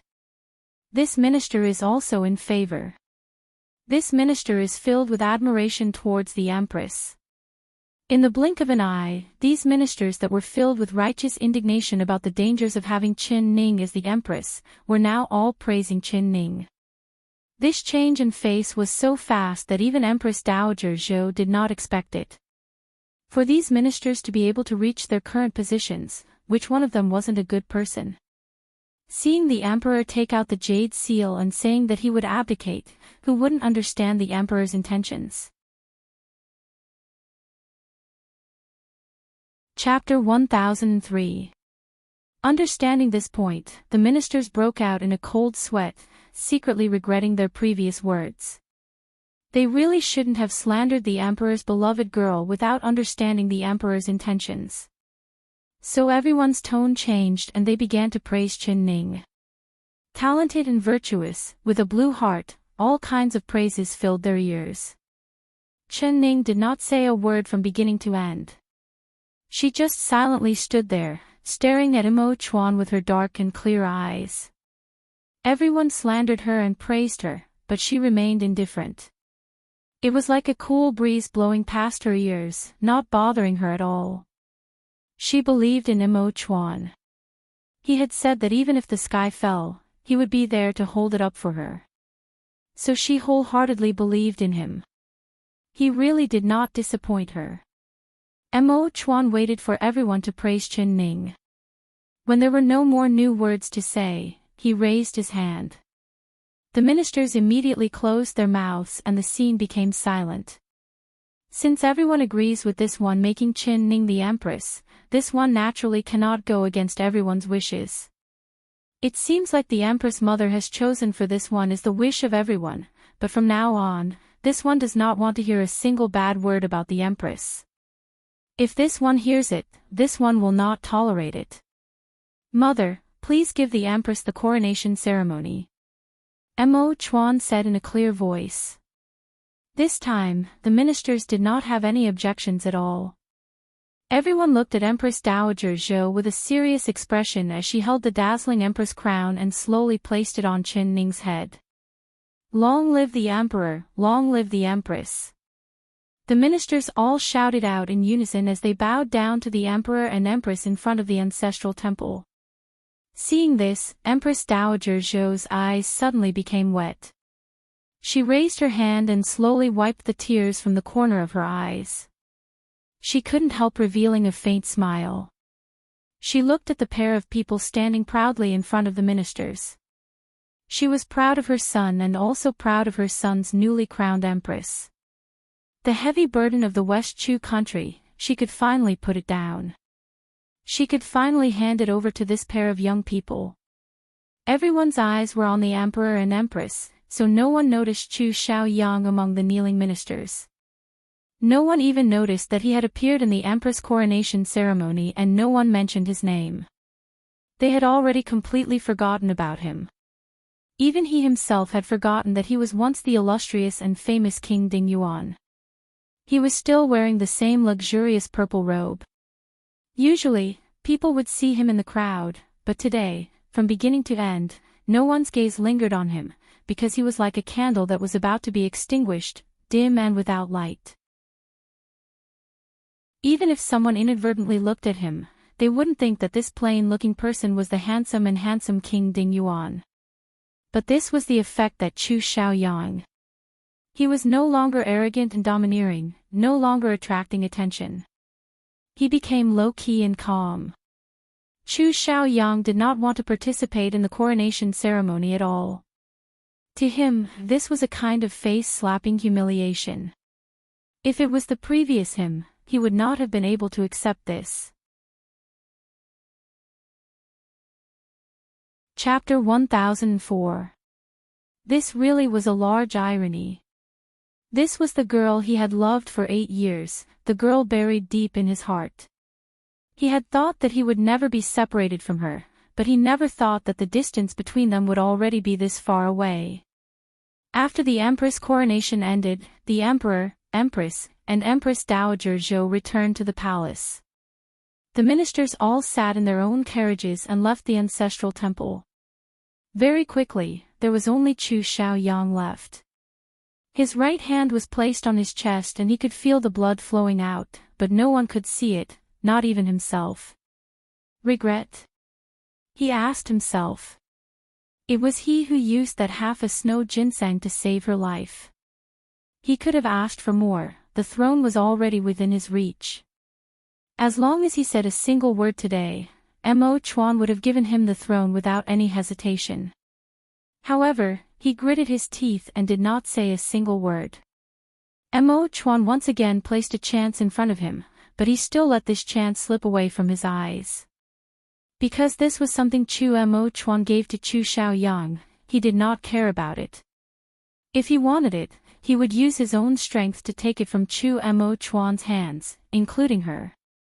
Chu Xiaoyang slowly straightened his chest. He stood on the high steps and looked down.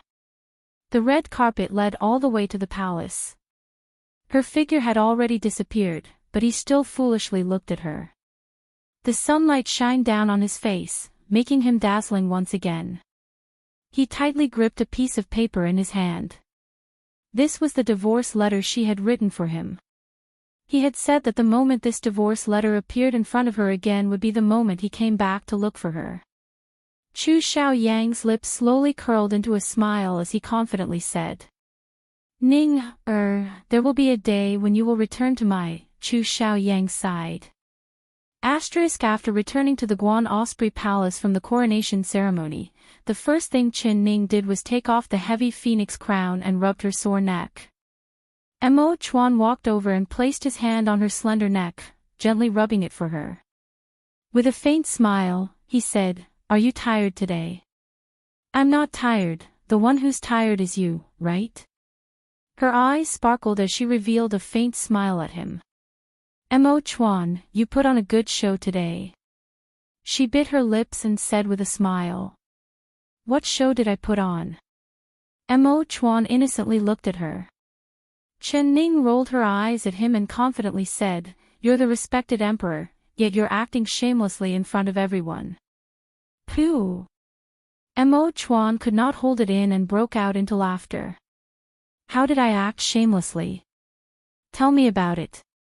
"You used the throne to threaten those ministers, forcing them to agree to you making me empress. Then, you turned around and said that you were following the will of the masses. Didn't you see the expressions of those ministers? They were so disgusted by you that they almost vomited blood. Isn't this shameless?" Mo Chuan smiled and said, Mo Chuan, Mo Chuan, Mo Chuan, Mo Chuan. Mo Chuan said with a smile, Mo Chuan, Mo God. Mo Chuan, Mo Chuan, Mo Chuan. You are the emperor. Of course, you can do whatever you want. However, none of those officials expected that the wise and extraordinary emperor in their eyes would act like a scoundrel in public. How could their small arms be a match for the thick thighs of the emperor? Of course, all of them have become soft stones that you can knead however you want, she said with a smile. Chapter 1005. You heartless girl, actually calling this one a thick thigh. Why don't you think about who I'm doing this for? He pretended to be angry as he spoke. She chuckled and said, Of course you're doing it for me, the vixen. Although those ministers are all praising me with their mouths, and their words are even more pleasant to hear than singing. What blue heart and intelligence, what beautiful appearance and intelligent mind, TSK, in their hearts, they're definitely all cursing me for being an evil vixen that has bewitched the sage. Mo Chuan couldn't help laughing at her. Chen Ning looked at him without blinking. Her eyes were intoxicated, making his heart beat faster. Mo Chuan, you look so good when you smile, you should smile more often. His smile was like the blooming of spring flowers, the thawing of the earth. It was like the spring wind and rain, making her stunned looking at it. You think I look good? He asked with a smile. Her words always made his heart feel like he had eaten honey. Of course. She honestly said.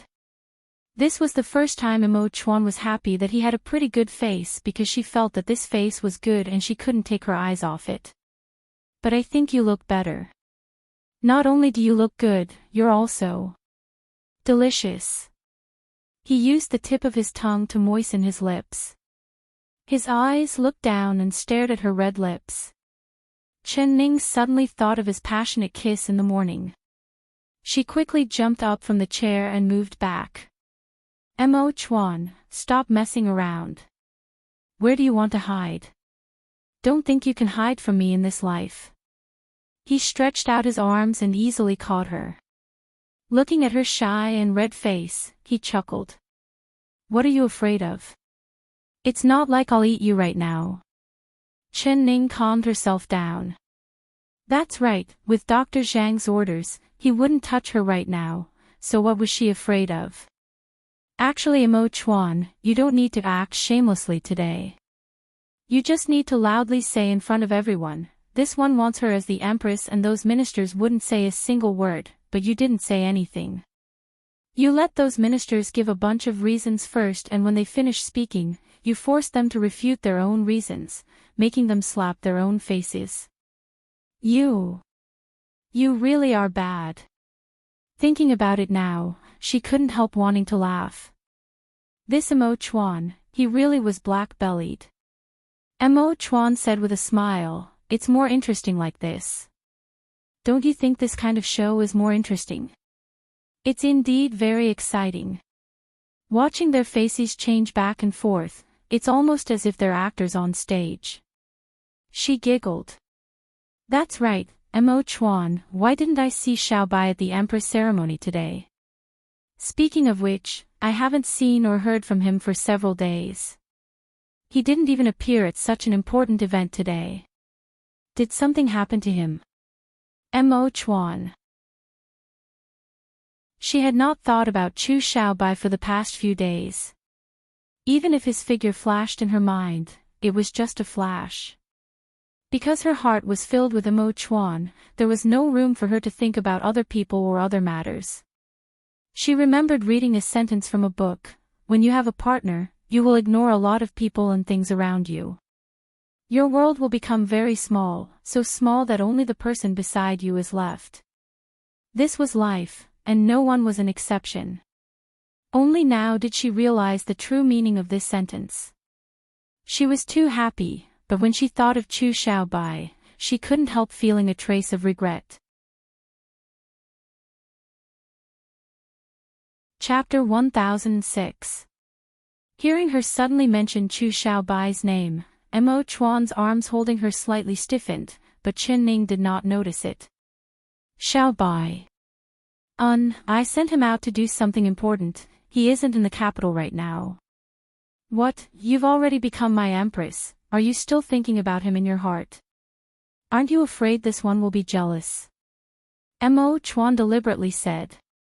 He knew that he was the only one in her heart, but at this time, he was not willing to hear the name Chu Xiaobai come out of her mouth. Mo Chuan, what nonsense are you saying? I'm just a bit worried about him. When I needed him the most in the past, he would always appear in front of me. I'm worried that something has happened to him, I don't know why, but I keep feeling scared.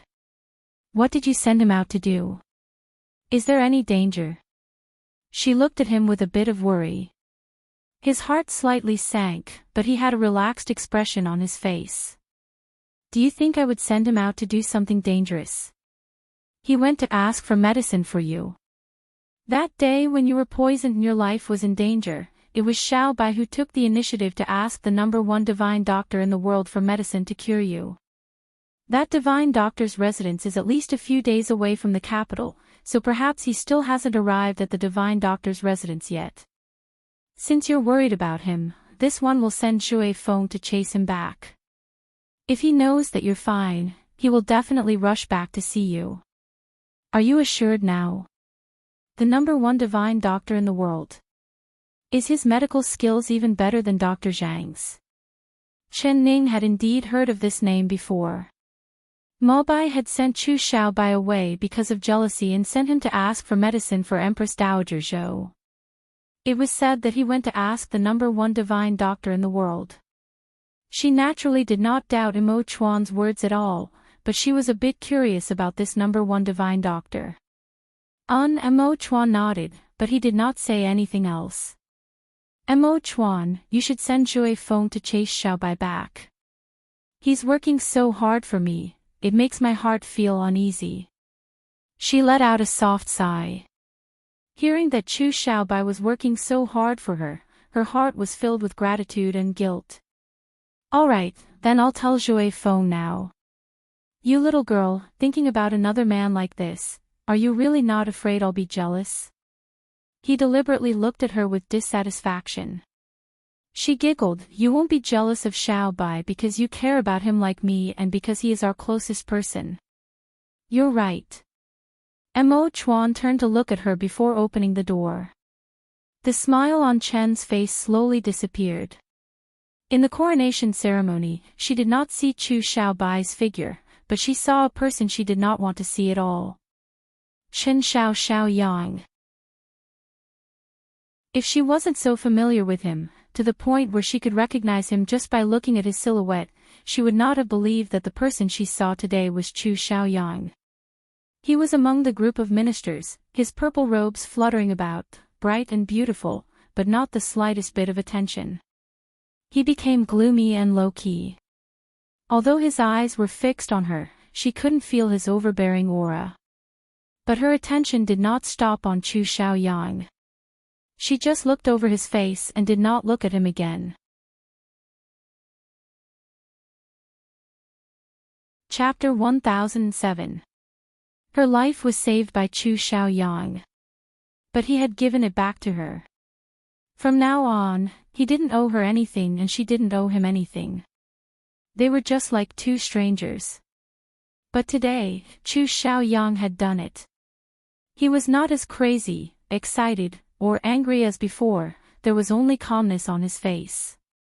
He did not bother with her, he was like a completely different person. Chen Ning heard from Mo Chuan that Chu Xiaoyang had already brought Chen Baiyun back to the King Ding Yuan Palace from the Cold Palace and he had acknowledged the child in Chen Baiyun's stomach. Only, Chen Baiyun was still a concubine and Chu Xiaoyang did not ask for the princess concubine position that Chen Baiyun dreamed of. Perhaps he had really let go of his hand and let go of his obsession with her. He also knew how to cherish the happiness in his hands. Like this, perhaps it was a happy ending for everyone, right? But Chu Xiaoyang, did he really let go? Chen Ning suddenly felt a chill run down her spine. After Mo Chuan left the Guanyu Palace, he was the same as Chen Ning. The smile on his face slowly disappeared. Xiao Si, where's Shui Feng? Reporting to the emperor, Shui Feng is still in Dr. Zhang's palace. Xiao Si replied. Mo Chuan looked back and quickly walked out of the palace gates. Xiao Si closely followed behind him. How is Xiao Bai? Mo Chuan took a breath. Standing in the empty palace, he asked in a low voice. Reporting to the emperor, His Highness King Jing'an is still unconscious.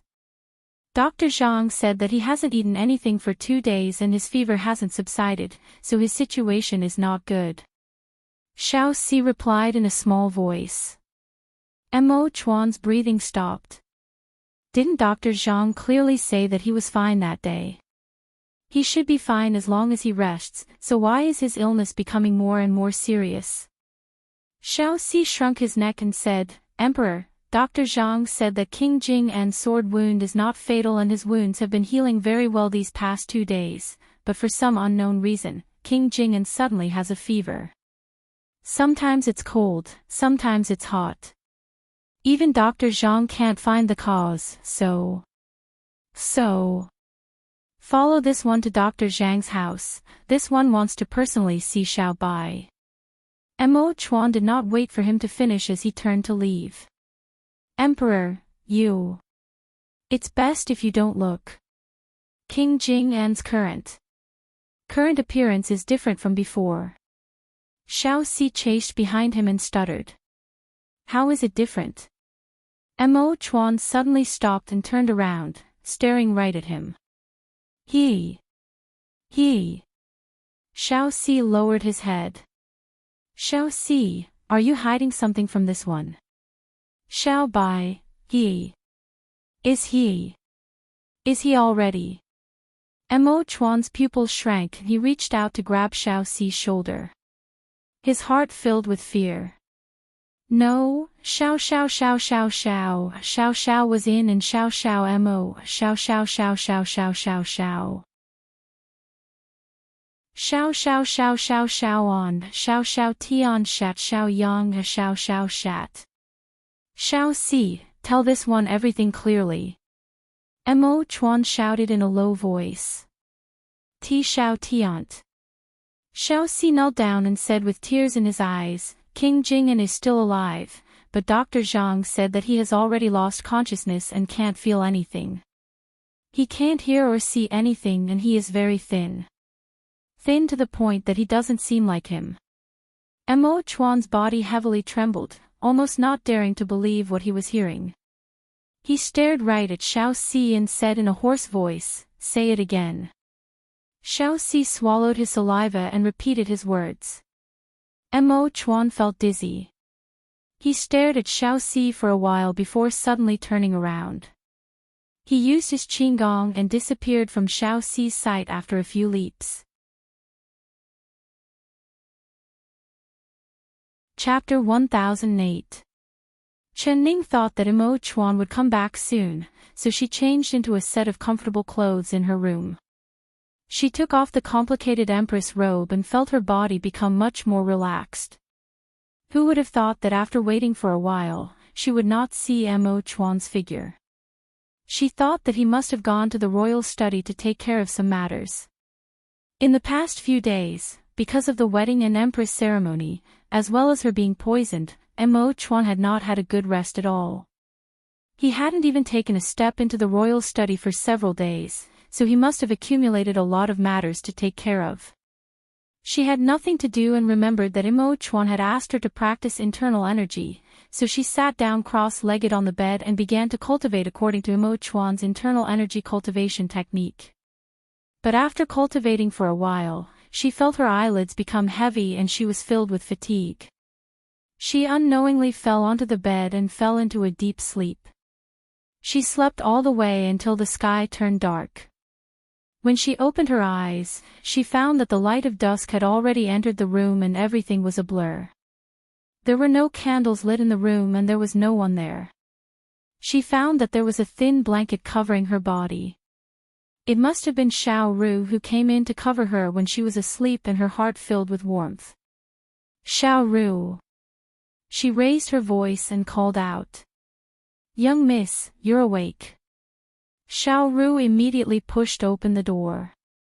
She had been guarding the door the entire time, not daring to disturb Chen Ning's rest. Is Imo Chuan back? She asked. Xiao Ru shook her head. The emperor hasn't come back yet. She lit the candle, and the room began to brighten up. The warm candlelight reflected the radiance of the room. Young miss, you're hungry, right? This servant will immediately bring something to eat.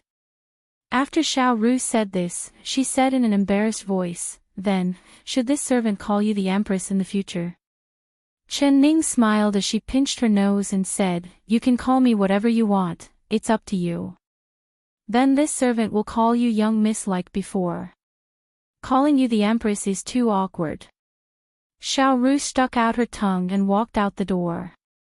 After a while, she came back with a tray. There were 4 maids behind her and each maid was holding a box of food. Xiao Ru directed the maids to place the dishes on the table and the fragrance filled the air. Chen Ning was indeed hungry. Smelling the fragrance of the food, she felt her stomach rumble. The dishes were very exquisite. They were personally made by the best imperial chefs in the palace. It could be said that they looked, smelled, and tasted great. There were dishes, porridge, desserts, and fruits. It was very rich. Chen Ning looked at the table of dishes and couldn't help frowning. Young miss, do you not like the taste of this dish? Xiao Ru worriedly asked. No, it's too much. How can I finish so many dishes by myself? Does every meal in the palace require so many dishes? Chen Ning looked at the maid on the side. The palace maid respectfully replied, replying to Empress, this is sent by the imperial kitchen according to the rules. Xiao of Chen of Ning. From today onwards, my Guan Osprey Palace only needs 2 dishes and a soup for every meal. Give the order to the imperial kitchen. This is the new rule.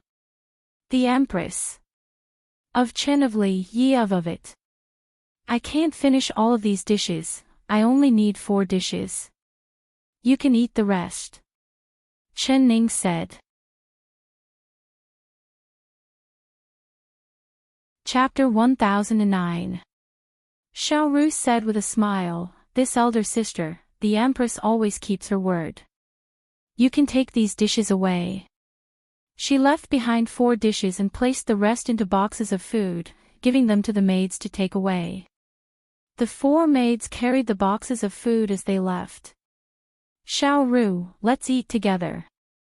Chen Ning patted the chair beside her. Young miss, you're now the Empress, how could this servant dare to sit down and eat with the Empress? Xiao Ru did not dare sit down.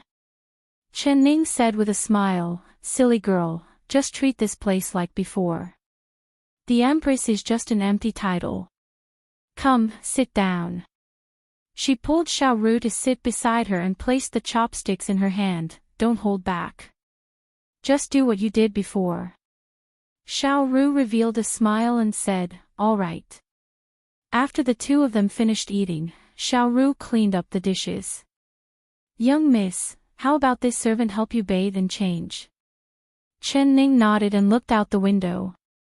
She was thinking, it was already this late, why wasn't Imo Chuan back yet? When she finished bathing, the moon had already climbed up the window. She sat in front of the window and held her chin as she looked at the moon. Her hair was still dripping with water. Xiao Ru helped her dry her hair while saying, young miss, you don't need to wait for the emperor anymore. If you're afraid of not being able to sleep, this servant can sleep with you. Chen Ning said with a faint smile, how did you know I was waiting for him? Xiao Ru's face turned red and she said, this servant just knows. Seeing Xiao Ru's face turn red, Chen Ning couldn't help feeling a bit strange. Xiao Ru, why is your face red? How could it be? It's hot. This servant is hot. Xiao Ru quickly touched her face and found that her cheeks were indeed hot. Xiao Ru, are you hiding something from me? Chen Ning narrowed her eyes as she looked at her. Xiao Ru lowered her head and did not say a word.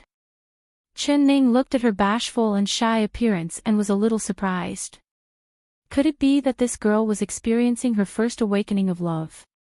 She pulled Xiao Ru's hand and asked with a smile, Xiao Ru, are you also waiting for someone? That's right. Xiao Ru blurted out, but when she said it, she felt embarrassed. You're waiting for Xiao Si. Chen Ning rolled her eyes and guessed. No. Xiao Ru quickly denied it, but she slowly lowered her head in front of Chen Ning's eyes. Xiao Ru, tell me, do you like Xiao Si? Chen Ning looked at her without blinking. Her heart was thinking, it can't be, right? When did this happen? Why didn't she feel it? Could Xiao Ru really like Xiao Si? Xiao Ru really liked Xiao Si. Xiao Ru looked at Xiao Ru. I like him. Xiao Ru innocently looked up and looked at her. Chen Ning took a breath. She knew that Xiao Ru did not understand the true meaning of the word like, you, he, you as, you. Chapter 10-11. Chen Ning's heart couldn't help sinking a bit. She gave a sigh and rubbed Xiao Ru's head as she said, silly girl, do you know that Xiao Si is a eunuch? I know, eunuchs are people who serve the emperor. There are many eunuchs in the palace, but the one I like is Xiao Si, not the other eunuchs. Chen Ning stared at her. This girl didn't know what a eunuch was at all. But she didn't know how to tell her. Perhaps it was her first love and she liked being with Xiao Si. She still didn't know what true love and true love was. When she slowly grew up, she would understand. Alright, you like Xiao Si, but does he like you? I don't know. I haven't seen him in a few days and I haven't talked to him. I don't know if he has forgotten about me. Xiao Ru shook her head and sniffled. She suddenly felt like she wanted to cry. Xiao Si hasn't been in the palace these past 2 days. Chen Ning thought about it carefully. She indeed hadn't seen Xiao Si in the past few days. Xiao Si was always by Mo Chuan's side, so wherever Mo Chuan went, he would be there. However, Mo Chuan had been in the Guanyu Palace these past 2 days, but Xiao Si hadn't appeared at all. This matter was indeed strange. But she thought about it. Could it be that Mo Chuan sent Xiao Si and Chu Xiaobai to find the world's #1 divine doctor? It was possible. Don't think too much about it. It's possible that Mo Chuan sent Xiao Si out to take care of things. He'll be back in a few days. She said. No, young miss. Actually, I clearly saw Xiao Si today, but he ignored me. Xiao Ru couldn't help sniffling. You saw him. When? Where? Chen Ning asked in a curious voice. Right here. This servant saw the emperor come out of the room and call out, Xiao Si. Xiao Si suddenly appeared out of nowhere, and then the emperor brought Xiao Si out of the palace. Standing in the palace, the two of them spoke in a very low voice, so this servant couldn't hear a single word. Then this servant saw the emperor's expression change. In the blink of an eye, the emperor disappeared and only Xiao Si was left standing in the palace in a daze. I called his name and asked him what happened, but he didn't even look at me, like he didn't hear me at all. In the blink of an eye, even Xiao Si disappeared. Young miss, do you think my eyes are going bad? Did I see wrong? If he really is Xiao Si, why is he ignoring me? Xiao Ru pouted her lips and tears began to fall from her eyes. Chen Ning did not say anything. The scene that Xiao Ru had described flashed through her mind and a strange feeling filled her heart. Didn't Mo Chuan say he wanted Jue Feng to find Chu Xiaobai? Why did she pull Xiao Si into the palace to whisper to him? Xiao Xiao. Xiao, STT say. Or perhaps he didn't want her to know. She understood Mo Chuan.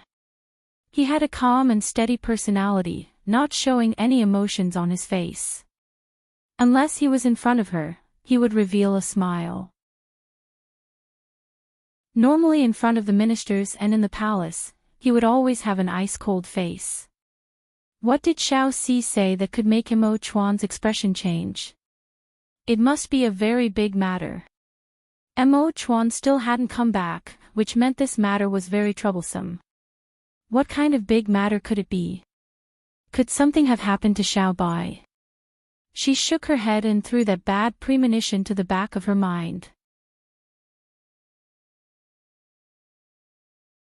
Chapter 10-12. She likes Xiao Si. Mo Chuan was stunned. Then he couldn't help curling his lips, but Xiao Si is a eunuch, what does she like about him? Chen Ning stomped her foot and complained, I'm already annoyed to death and you're still laughing.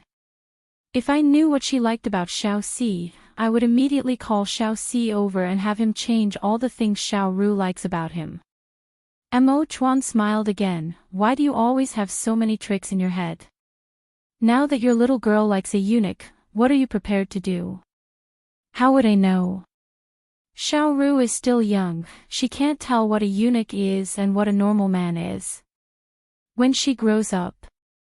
Before she could finish, she saw the smile on Mo Chuan's face freeze as he stared at her without blinking. Mo Chuan, what are you looking at me for? He said with a strange expression, Xiao Ru can't tell, but can you? What's the difference between a eunuch and a normal man? Chen Ning's face turned red and she stomped her foot as she said, Mo Chuan. Can you speak properly? He slowly said, why can't I speak properly? Chen Ning turned her face away and struggled out of his embrace.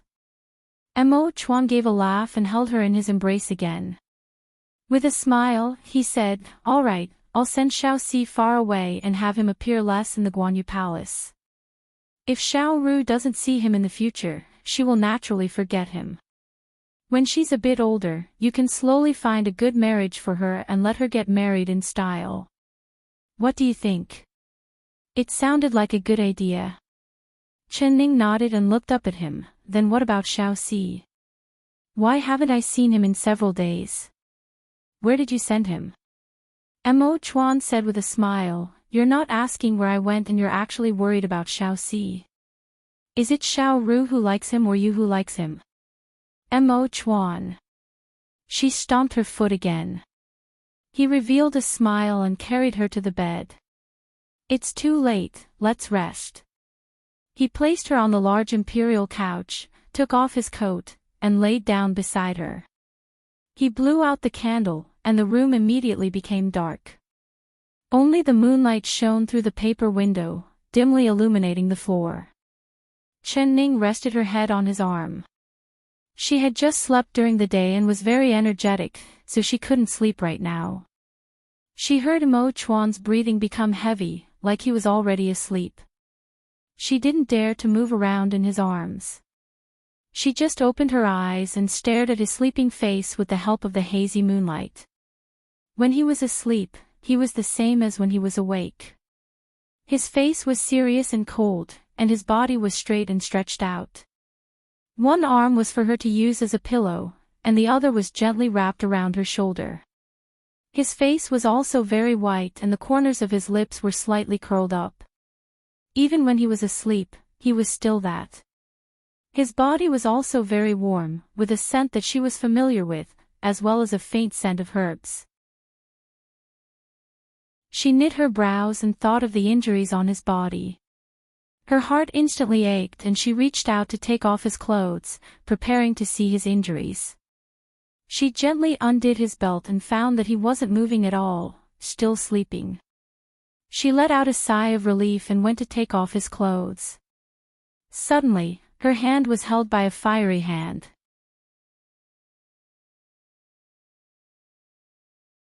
Chapter 10:13. What do you want to do, Un? Mo Chuan slowly spoke with a lazy hoarseness in his voice. That playful look in his eyes was like he had caught a child doing something bad. This made the righteous her suddenly feel guilty, like she was molesting him. Actually, she just wanted to take off his clothes and look at his injuries. What did he think she wanted to do? I just want to take off your clothes and then. Before she could finish, he suddenly leaned over and kissed her on the lips. Chen Ning's eyes were still open as she looked at his face that was enlarging in front of her. Her mind could not react for a while. She wanted to tell him that she really did not have any intentions of molesting him, she just wanted to look at his injuries. But she couldn't say anything. He held the back of her head with one hand and didn't allow her to escape. He kissed her in a domineering and forceful manner, and the kiss became deeper and deeper. His lips and teeth intertwined with hers, and dazzling sparks flashed in front of her eyes. That was the collision of their hearts with each other. Mo Chuan's eyes were half open as his gaze met hers. He saw that her eyes were filled with intoxication and his passionate kiss became gentle, slowly tasting her sweetness. He had to carefully control his emotions, otherwise the one suffering in the end would be himself. He had already tried his best to avoid being too intimate with her, but she was not calm and wanted to provoke him. Could it be that she did not know that even if he was asleep, a slight movement from her would wake him up? Not to mention that she even dared to take off his belt and take off his clothes. This man's clothes, how could she take them off as she pleased? She was really not afraid of provoking his fire. He only wanted to give her a punishment kiss, but kissing and kissing, he also became lost with her. His breathing unknowingly became heavier as his passionate kiss moved from her lips to her slender neck. Suddenly, he stopped all of his actions and fell down from her body. He lay on the bed while gasping for breath. Damn! What was he doing? Chu Xiaobai's face flashed in his mind and it instantly extinguished the fire burning in his body. He began to deeply hate himself. Mo Chuan. Chen Ning sat up on the bed and looked at him with a deep gaze. There were no candles in the room and the moonlight was dim. She could not see the expression on his face, but she could feel his regret and pain. He had only made out with her for a while. Why would he feel so remorseful and pained? Mo Chuan's body froze. He looked up and gave her a nonchalant smile. Then he reached out to hug her and stroked her hair. It's my fault, I couldn't control myself. Next time, remember, you're not allowed to provoke me, understand? Otherwise, you'll have to bear the consequences. He said in a threatening tone. But his calm expression could not fool her. She could tell that he was hiding something from her. Mo Chuan.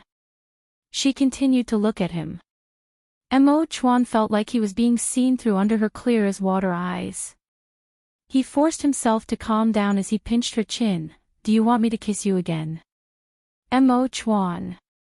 She looked straight into his eyes. The two of them were so close that not even the slightest expression on his face could escape her notice. Mo Chuan looked down and tightly pursed his lips. Chapter 10:14. Mo Chuan. She raised her voice. He closed his eyes and spoke in a hoarse voice. Xiao Bai, he can't hold on any longer. What can't hold on any longer? What do you mean? Xiao Bai, what happened to him? It was like Chen Ning did not hear his words at all as her eyes opened wide in disbelief. Mo Chuan took a deep breath and raised his eyes to look at her. His face was pale and his eyes were serious. His voice was heavy with a trace of trembling. Xiao Bai, he's about to die.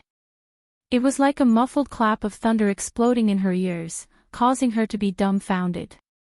She looked at Mo Chuan in a daze, unable to digest the information he had just said. What did he mean? Xiao Bai, Chu Xiao Bai can't hold on any longer. He was about to die. How was this possible? This was simply impossible.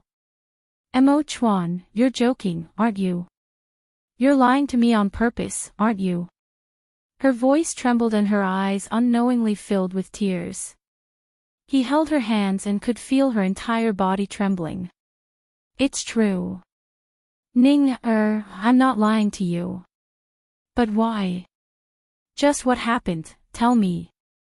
Didn't he go find the #1 divine doctor in the world to ask for medicine? Why is he suddenly going to die? Her body swayed and then she tightly gripped his hands, staring right at him. Mo Chuan took a deep breath again and a look of pain flashed across his face. He did not avoid her gaze and firmly opened his mouth. He did not go find the #1 divine doctor in the world, he has always been in the capital city and in Dr. Zhang's palace. On your wedding night, you were bitten by a snake and your life was in danger. Dr. Zhang was helpless and said that only the 1,000-year-old snow ginseng could save your life, so I went to find Chu Xiaoyang, but he refused to use the snow ginseng to save your life. He said that unless I gave you to him, I rejected him without any hesitation. I knew that you would rather die than return to his side. I was completely disheartened at that time and decided to live and die with you. Not long after I returned to the palace, Xiao Bai came and delivered the soup made from the 1,000-year-old snow ginseng, but he fainted as soon as he came in. I found that there was a deep sword wound on his chest that was bleeding all the way.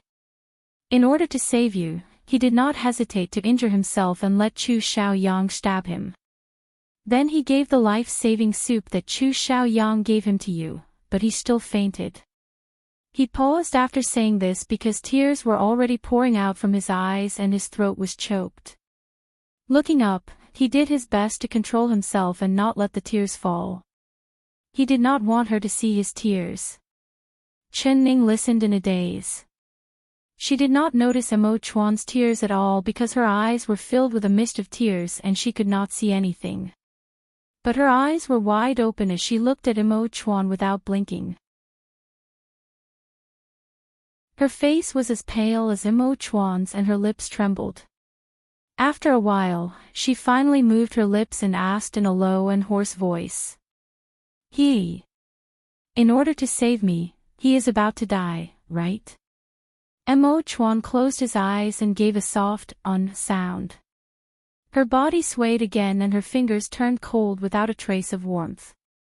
She trembled so much that she couldn't even hold his hand. Chapter 10:15. Chen Ning forcefully glared at Mo Chuan. I'll feel guilty for the rest of my life. How could I let Xiao Bai use his life to exchange for my happiness? Mo Chuan, how could you be this selfish? Her voice stopped and large drops of tears fell down. I didn't, Ning, I really didn't. Xiao Bai did indeed send a life-saving ginseng soup, but there was only one bowl of soup and I didn't know who to save. When I was in a dilemma, Dr. Zhang came over and checked Xiao Bai's injuries. He quickly stitched up Xiao Bai's wounds and fed him medicine.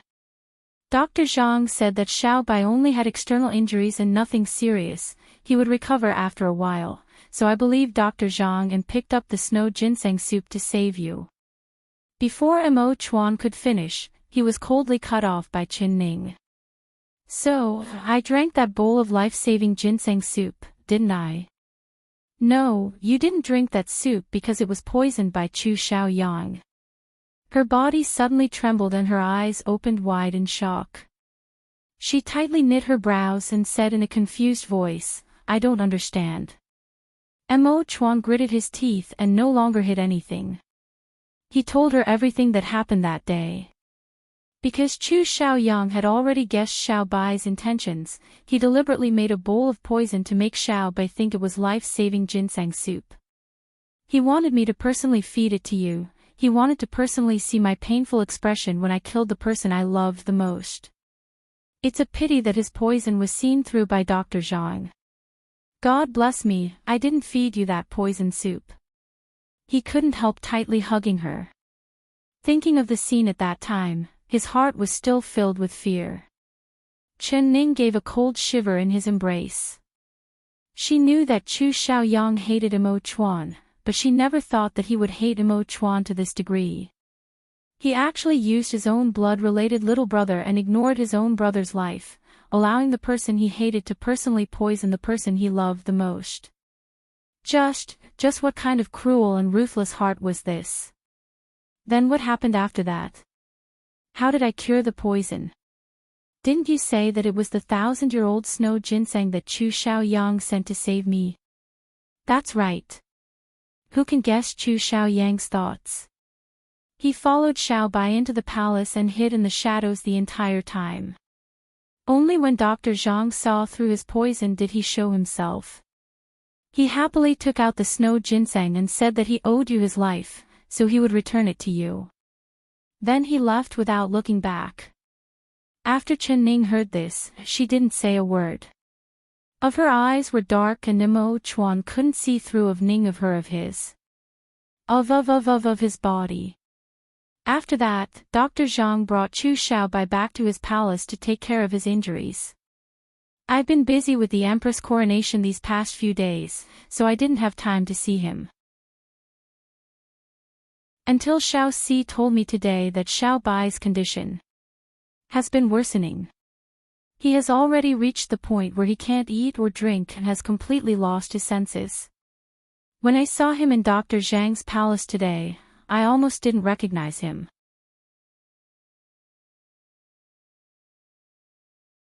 Chapter 10:16. Chen Ning's fingers slowly let go of his hand. She closed her eyes and her body powerlessly fell backwards. Ning Mo Chuan was shocked and quickly hugged her. She fell into his embrace with her eyes tightly closed. Tears kept flowing from the corners of her eyes and a few strands of hair were stuck to her face, making her face look very pale. He did it for me, he did it all for me. It was me who harmed him. She muttered in a low voice that was like a whisper. Mo Chuan's heart filled with pain. He tightly hugged her, but her body was trembling in his embrace. Ning, this isn't your fault. It was like she didn't hear his words at all. She opened her eyes and looked up at his face as tears continued to fall from her eyes. If he's dead, how am I supposed to pay him back? What can I do to repay him? Mo Chuan, tell me, if Xiao Bai dies like this, will you feel guilty for the rest of your life? What about me? Can I be happy? She suddenly forcefully bit her lips, tightly biting them. Even when she tasted the sweet taste in her mouth, she still did not let go. Ning, don't hurt yourself. You can't save him like this and my heart is just as uncomfortable as you. He looked at the bright red on her lips and his heart was filled with even more pain. Mo Chuan, take me away. Chen Ning suddenly broke free from his embrace and sat up. She straightened her shoulders and looked right at Mo Chuan. Go. Where? Mo Chuan was stunned. I want to see him, I have to see him. She met his gaze and said with a determined expression. All right, I'll take you there tomorrow when the sun rises. Mo Chuan did not hesitate as he nodded. I can't wait until tomorrow. Mo Chuan, take me there now. She forcefully grabbed his hand. Didn't he say that Xiao Bai was about to die? If he couldn't even make it through the night, wouldn't she never be able to see him again? Mo Chuan stared at her.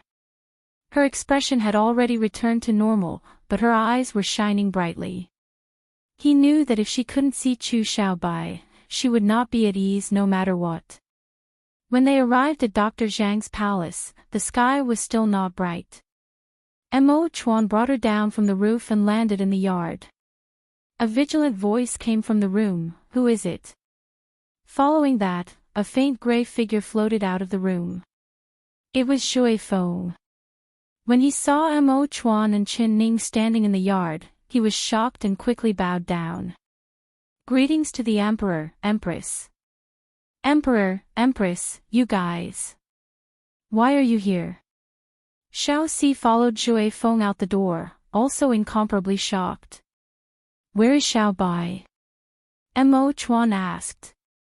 In the room. Dr. Zhang is currently giving him acupuncture. Xiao Si said in a low voice. Mo Chuan let out a sigh of relief and turned to look at Chen Ning. Her eyes were staring at the flickering candlelight on the window paper, like she was looking at the light of hope, not blinking at all. Her face was much calmer than he had imagined. Ning, Dr. Zhang is giving Xiao Bai acupuncture, do you want to go in and take a look? He asked in a soft voice. She also heard Xiao Si's words and knew that he was still alive. In her darkest and most frustrating days, the handsome youth that smiled at her and gave her warmth, he was still alive. She had also heard Xiao Si's words. She knew he was still alive. In her darkest and most frustrating days, that handsome youth who had smiled at her and sent her warmth, he was still alive. Chapter 10:17. As soon as she entered, Chen Ning choked on the smell of medicine, but she did not stop as she walked into the bedroom. There were several small red clay stoves burning in the room, and on top of each stove was a medicine jar that was constantly emitting white steam. Before Mo Chuan and her arrived, Xiao Si and Shui Feng were brewing medicine. On the bed, Dr. Zhang was bending over to give Chu Xiaobai acupuncture. He did not hear Chen Ning's footsteps and was completely focused on the needles, not even lifting his head. His white hair was a mess and his forehead was covered in sweat. He was a completely different person from the usual neat and tidy doctor. Chen Ning's eyes only swept over Dr. Zhang. She did not disturb him and just silently stood in front of the bed, staring at the motionless Chu Xiaobai lying on the bed. If Mo Chuan had not told her that he was very thin, so thin that he didn't look like a human, she really would not have believed that this body that was as thin as a skeleton was Xiao Bai. Her body slightly swayed and she almost lost her footing. She felt a strong arm supporting her from behind. Mo Chuan was standing behind her with one hand holding her waist, letting her lean against his chest. Then together with her, he silently looked at Chu Xiaobai on the bed. Xiao Bai, is he really Xiao Bai? Her lips trembled and her voice was so soft that she couldn't even hear herself. Mo Chuan's hand holding her waist slightly tightened before nodding. Chen Ning couldn't help closing her eyes. After calming herself down, she opened them again. The Chu Xiaobai on the bed was very thin. He was so thin that his cheeks were sunken in and his eyes were popping out. His face was yellow and his eyes were closed. His chest was flat like it was not moving at all. He was lying there like this, looking dead. He was like a corpse without any breath or warmth. She saw the thick bandages on his chest. That was the sword wound he deliberately received to save her. Was it because of this sword wound that he had become a living dead? Chen Ning did not believe it. The room was very quiet, so quiet that even the sound of a needle falling to the ground could be heard. There was only Dr. Zhang's heavy breathing. Xiao Si and Zhui Feng also silently entered the room. The two of them did not make a sound as they silently sat by the stove looking at the medicine in the pot. Dr. Zhang's movements became slower and slower and the sweat on his forehead became more and more. In the end, it was already very hard for him. Everyone in the room watched him until he finished the last needle. After letting out a long sigh, he fell down on his butt. Mo Chuan reached out to gently support his back. Dr. Zhang stabilized himself and turned around, instantly being shocked. Emperor. Dr. Zhang was so shocked that he couldn't say anything. He looked at Chen Ning and his jaw dropped, thinking that he was dreaming. Dr. Zhang, Xiao Bai. He. Mo Chuan slowly said. Dr. Zhang instinctively wanted to shake his head, but when he saw Chen Ning beside him, his neck froze and he vaguely said, King Jing'an is blessed by the heavens. He is still this young, Perhaps he will be fine. Only he didn't have any confidence in saying this, so how could the people beside him not understand? Mo Chuan's heart suddenly sank and a trace of pain flashed in his eyes.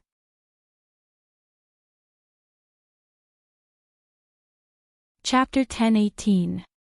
In this silent atmosphere, Chen Ning slowly walked forward and approached Chu Xiaobai's side. Empress, you. Don't touch the needles on his body. Dr. Zhang couldn't help reminding her. I know. She softly said. Now she was even closer to Chu Xiaobai, so close that she could see each of his eyelashes. So close that she could see the faint rise and fall of his chest. That's right, Dr. Zhang did not lie to her. Xiaobai was indeed still alive. But, he was only alive. She could not see a trace of life from him and could not see a trace of familiarity. Her eyes fell onto his right hand. That hand was like a layer of skin wrapped around a skeleton, looking indescribably terrifying. Once upon a time, his fingers were slender and graceful. She would always remember that it was this hand that he used to hold up a beautiful ice flower that didn't seem to belong in this world. He carefully and excitedly brought it to her eyes and gave it to her. Do you like it? Take a sniff, it's quite fragrant. Strange, this flower carved from ice, how could it be fragrant? This is the ice fragrance you wanted. It's a snow lotus I picked from an ice mountain.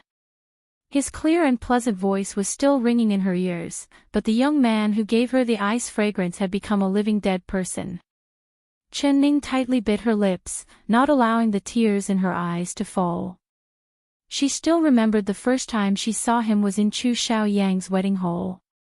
Under everyone's gazes of disdain, only he looked at her differently.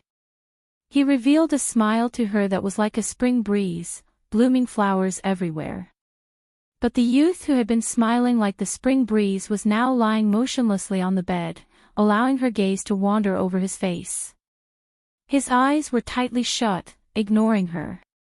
Perhaps his eyes, which were brighter than the cold stars in the sky, would never be able to open again. Chen Ning suddenly gave a cold shiver and threw this terrifying thought to the back of her mind.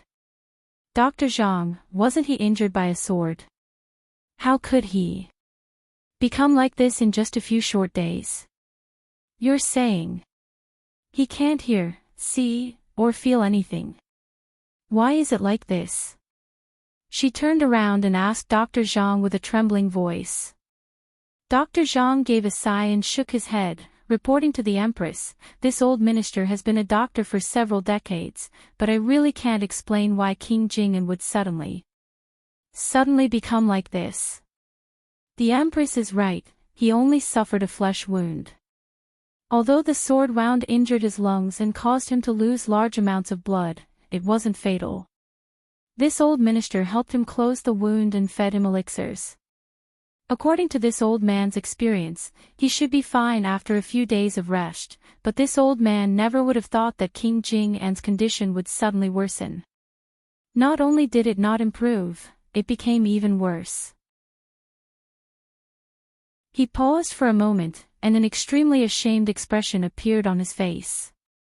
This old minister tried everything, but it was like a stone sinking into the ocean. There was no effect at all. King Jing'an has a high fever and this is not a serious illness, but no matter what medicine is fed to him, he will spit it out. He doesn't eat or drink, and has lost large amounts of blood, so he is this thin. It's just that he's thin, that's not a big deal. This old official still has a way to slowly cure him. However, what makes this old official helpless is that he has completely lost consciousness. No matter what this old official does, I can't wake him up. He.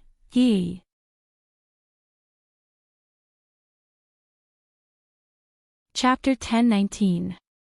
How is he? Mo Chuan stared at him and asked in a hoarse voice. Dr. Zhang gave a sigh and finally said it. He has given up on himself. He doesn't want to live at all.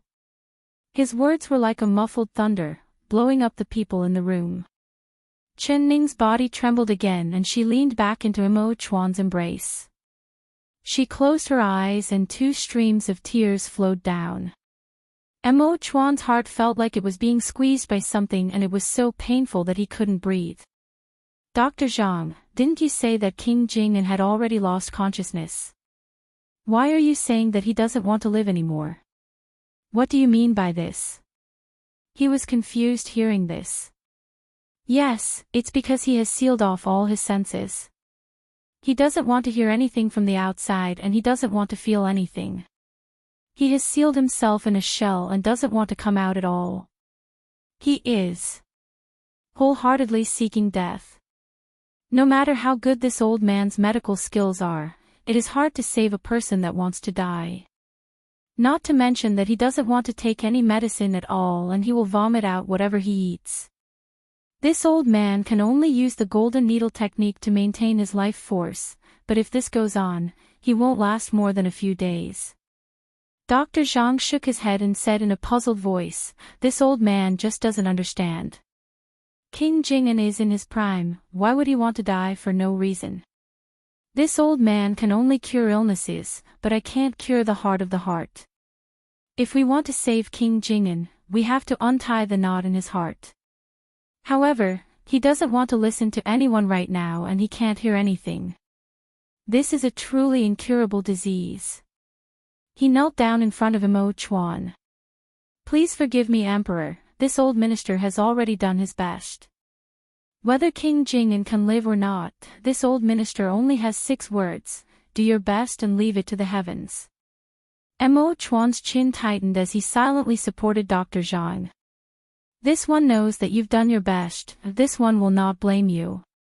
Chen Ning bit her lip until it bled. She knew why Chu Xiaobai wanted to die. It was for her, he was doing it for her. Not only did she know, Mo Chuan also knew. Chu Xiaobai had always liked her. If it wasn't for his jealousy in sending Chu Xiaobai far away from the capital, perhaps it would have been a different ending now. The lucky person to obtain her would not be Mo Chuan, but rather Chu Xiaobai. Only Mo Chuan never thought that Chu Xiaobai would have such deep feelings for her. Even if he died for her, he wouldn't have any complaints. If Chu Xiaobai really died like this, he would feel guilty for the rest of his life and would never be happy. No, he couldn't let him die like this no matter what. No matter what, he couldn't let him die like this. Dr. Zhang, if we can find the 1,000-year-old Poria and fleece flower, or if we can find the 1,000-year-old snow ginseng, wouldn't Xiaobai be saved? Mo Chuan looked at Dr. Zhang and his eyes lit up with hope. Chu Mo Chen, Ning Ning, Chu, I Ning, King, Chu, King, Chuan, San, King Chu, Chu, Chen Long, Chu, He Long at, he,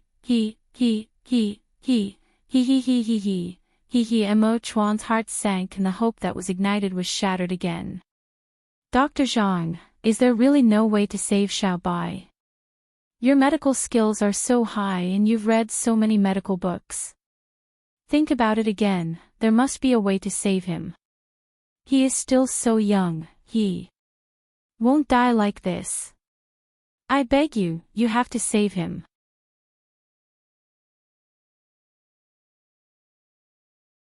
Chapter 10:20.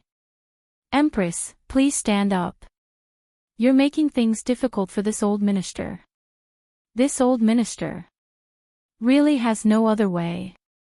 The only thing we can do now is to keep him alive, unless... Dr. Zhang quickly kneeled down on the ground. Unless what? Chen Ning suddenly looked up. She could hear a trace of hope in his words. But it's impossible, it's simply impossible. Dr. Zhang shook his head again. Dr. Zhang, what do you mean unless? Chen Ning closely asked. Unless we can invite the #1 divine doctor in the world to personally treat King Jing'an, only then will there be hope for King Jing'an, but this is an impossible matter. So, AI. Dr. Zhang gave a long sigh. Why is it impossible? He is known as the #1 divine doctor in the world and a doctor's job is to save people. Dr. Zhang, where does the #1 divine doctor live? I will personally invite him to come and save him. Chen Ning's eyes were filled with endless hope. As long as someone could save Xiaobai, no matter how far it was, she would definitely invite the divine doctor back. She suddenly thought about it. When Empress Dowager Zhou was sick, it was Chu Xiaobai who traveled thousands of miles to ask the #1 divine doctor in the world for an elixir. Her heart was filled with even more hope. Mo Chuan gave a slight sigh and pulled her up from the ground. He turned to Zhui Feng and said, Zhui Feng, immediately leave the capital and invite the #1 divine doctor in the world. As long as he is willing to save Xiaobai, this one will give it to him no matter what he wants. Zhui Feng nodded. Wait a minute, Mo Chuan. I'll go invite him with Zhui Feng. Chen Ning suddenly said. No, Ning, your snake wounds haven't completely healed and you don't know martial arts, so you can't travel such a long distance. Let Zhui Feng go invite him himself. His qigong is high and his martial arts are strong, so there will be news soon. Mo Chuan refused without even thinking. There's news. Your meaning is that Zhui Feng can't invite this divine doctor? She could hear the meaning behind Mo Chuan's words. Mo Chuan's face did not have a trace of joy, rather it was very heavy. He only gave a soft, sound and did not say anything else. Why? The Empress doesn't know, but this #1 divine doctor's medical skills can be described as superb and reviving the dead. As long as he is willing, there is no illness in this world that he can't cure. Even a person that just died can be saved, but he has a strange temper. This old minister has heard that there are 3 things he doesn't want to save. As long as it's someone he doesn't want to save, he won't even lift a finger. But if he wants to save someone, even if that person enters hell, he can still pull them back. Zhui Zhanqi. This divine doctor's temper is truly strange. Dr. Zhang, which 3 didn't he say should be saved? Could it be that Xiaobai is one of the 3 that he can't save?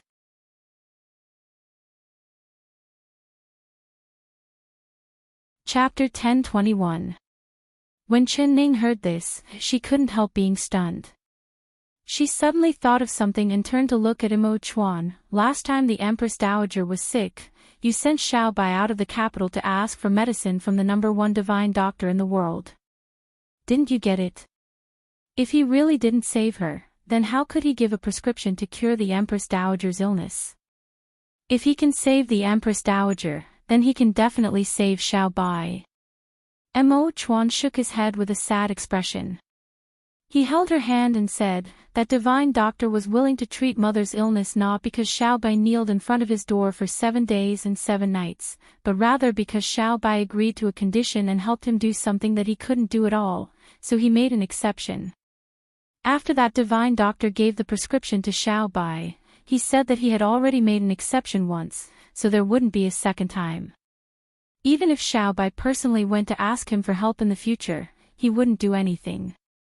I sent Zhui Feng to invite him because I was holding on to a glimmer of hope. Chen Ning wiped her tears and said, he is known as the world's #1 divine doctor, but I think he doesn't live up to his reputation. As long as it's a doctor, they all have a benevolent heart. How could they be like him who doesn't save anything and doesn't save anything? Could it be that rich and powerful people have to die from a serious illness? So what if they know martial arts? He won't save them. There are many people he doesn't like, so in the end, he doesn't deserve the title of the #1 divine doctor in the world. Dr. Zhang's expression changed as he said, Empress, please don't slander the divine doctor like this. He is a great doctor with true skills.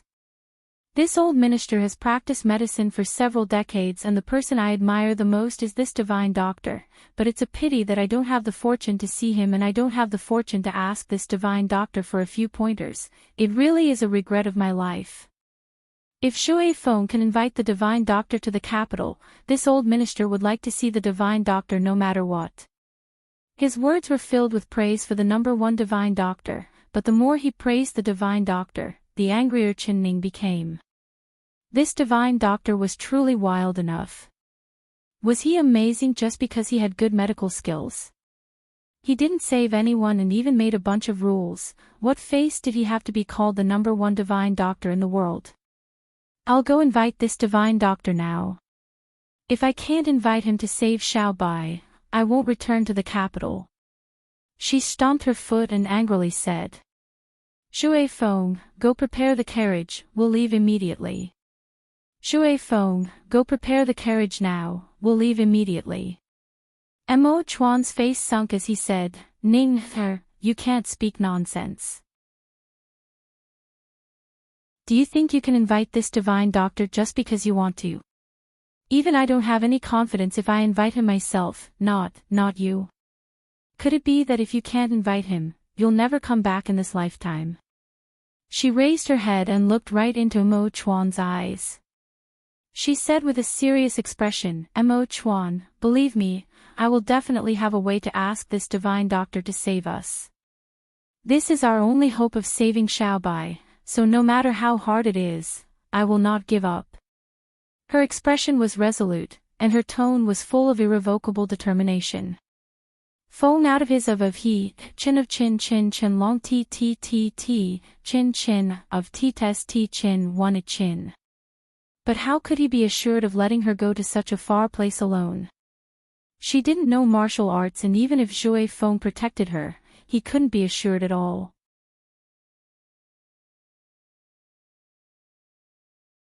Chapter 10:22. Hearing Mo Chuan's words, Xiao Si and Zhui Feng were both shocked. Emperor, are you really leaving the capital? If the Empress Dowager knew, she would definitely not agree. Xiao Si's chin almost fell off. His first thought was that if Empress Dowager Zhou knew of this matter, he would be beaten to a pulp. Empress Dowager Zhou would not blame the emperor for leaving the capital, she would definitely blame him for inciting the emperor to leave the capital. Then we won't tell the Empress Dowager for now. Xiao Si, you can stay in the capital. After we leave the capital, you can report to Mother. Mo Chuan nodded, agreeing with Xiao Si's idea. Xiao Si immediately kneeled down on the ground with a put-ong sound.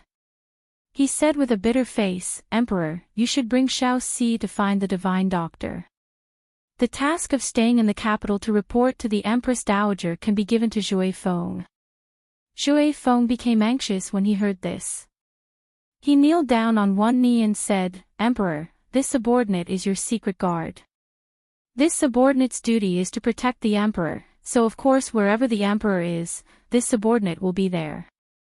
He stared at Xiao Si, thinking that this little fox Xiao Si was too bad. Wasn't this pushing him into a pit of fire? He had treated him as a brother for nothing, humph.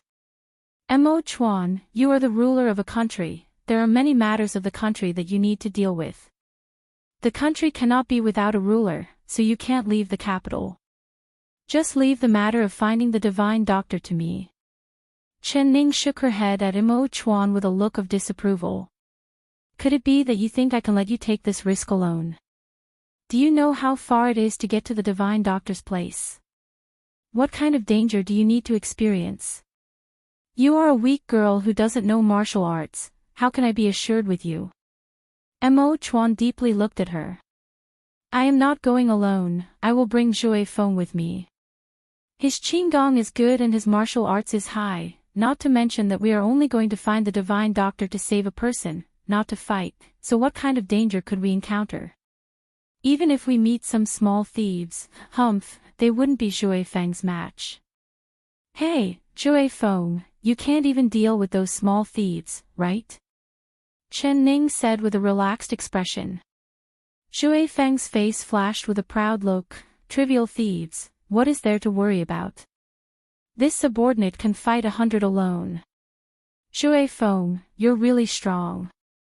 Chen Ning praised him and Zhui Feng instantly felt like he was floating. Xiao Si lowered his head, holding back his laughter as he cursed in his heart, big idiot. Xiao Si lowered his head. He suppressed a smile as he said, Zhui Feng, don't worry.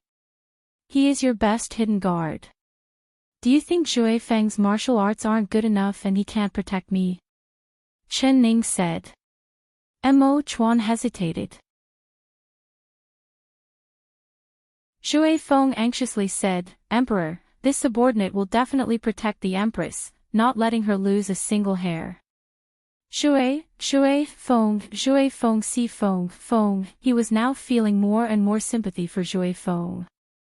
The Empress had casually said a few words and he had fallen into the trap. He was afraid that he would suffer a lot on the road. Alright, Zhui Feng, this one will leave the Empress' safety to you. If she loses a single hair, this one will punish you. Imo Chuan stared at Zhui Feng. Zhui Feng was stunned. He blinked his eyes and finally reacted.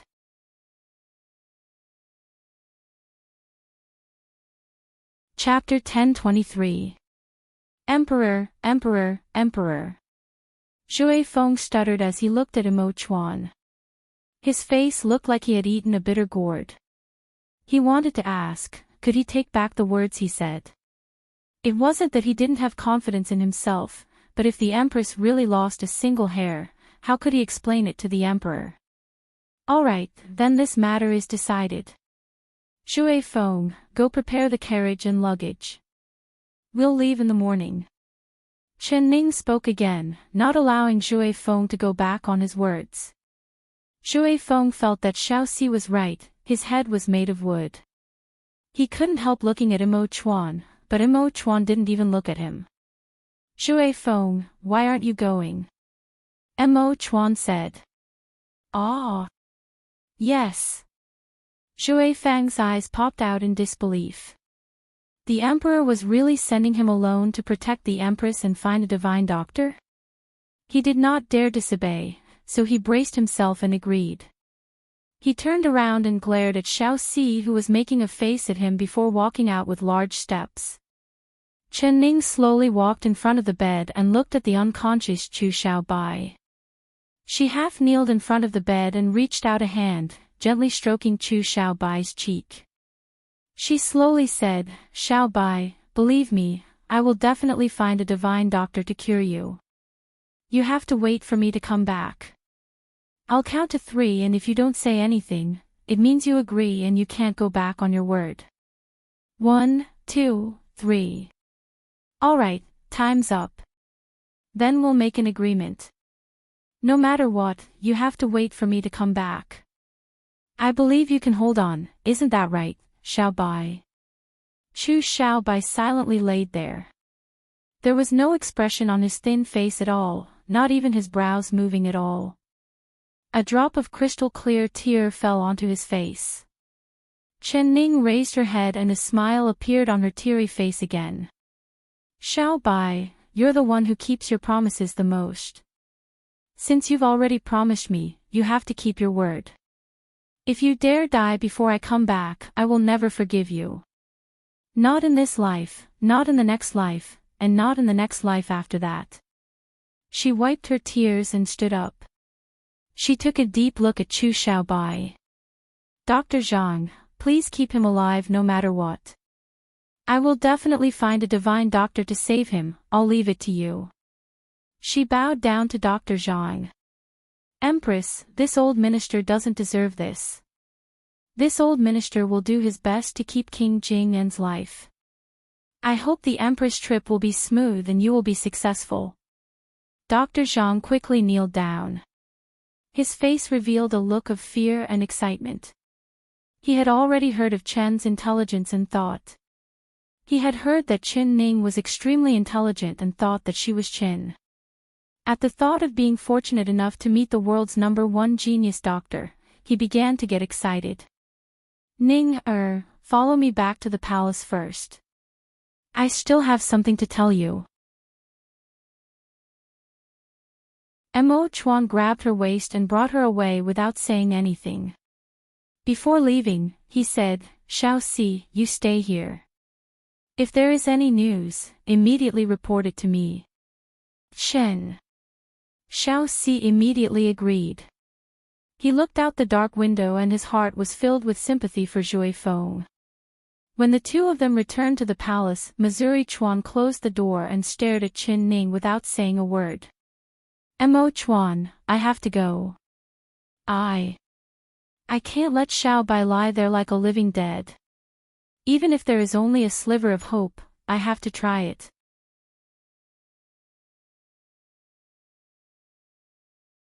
Chapter 1024. Mo Chuan looked at her for a while before finally reaching out and pulling her into his embrace, using a lot of force. I know that you will definitely do what you decide to do, so I won't stop you, but you have to promise me that no matter what happens, you have to come back unharmed. If you really can't invite the divine doctor, you have to come back. If you dare not come back, how do you think I will punish you, on? He looked at her with a threatening gaze. Mo Chuan, I will definitely come back. Moreover, I will definitely invite the divine doctor back, believe me.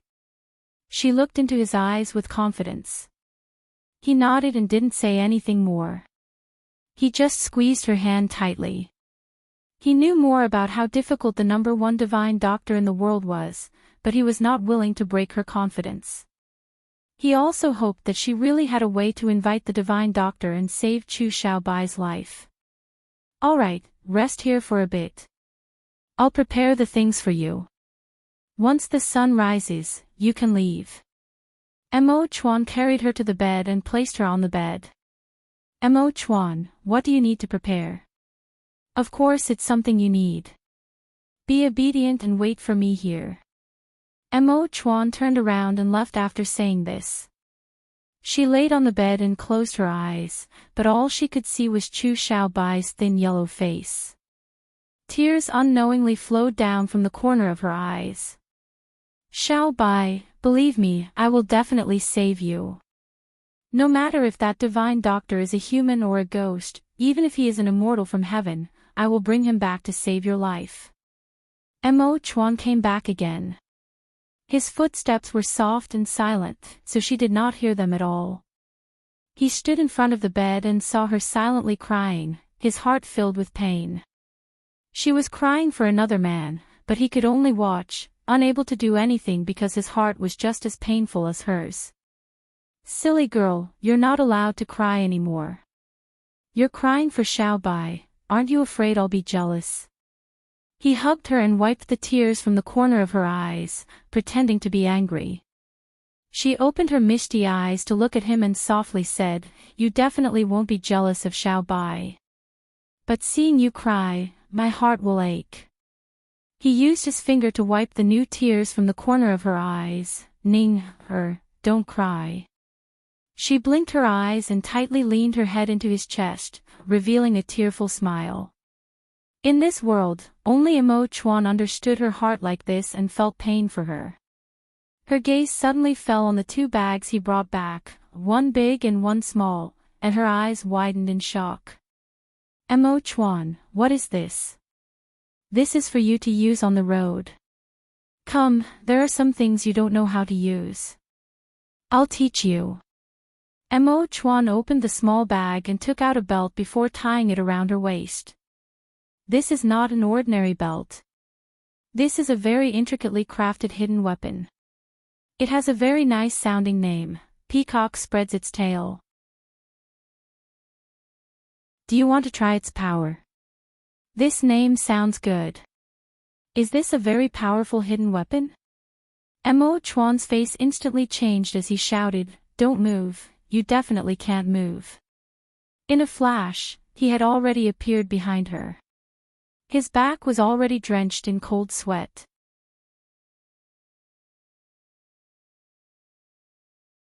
Chapter 10:25.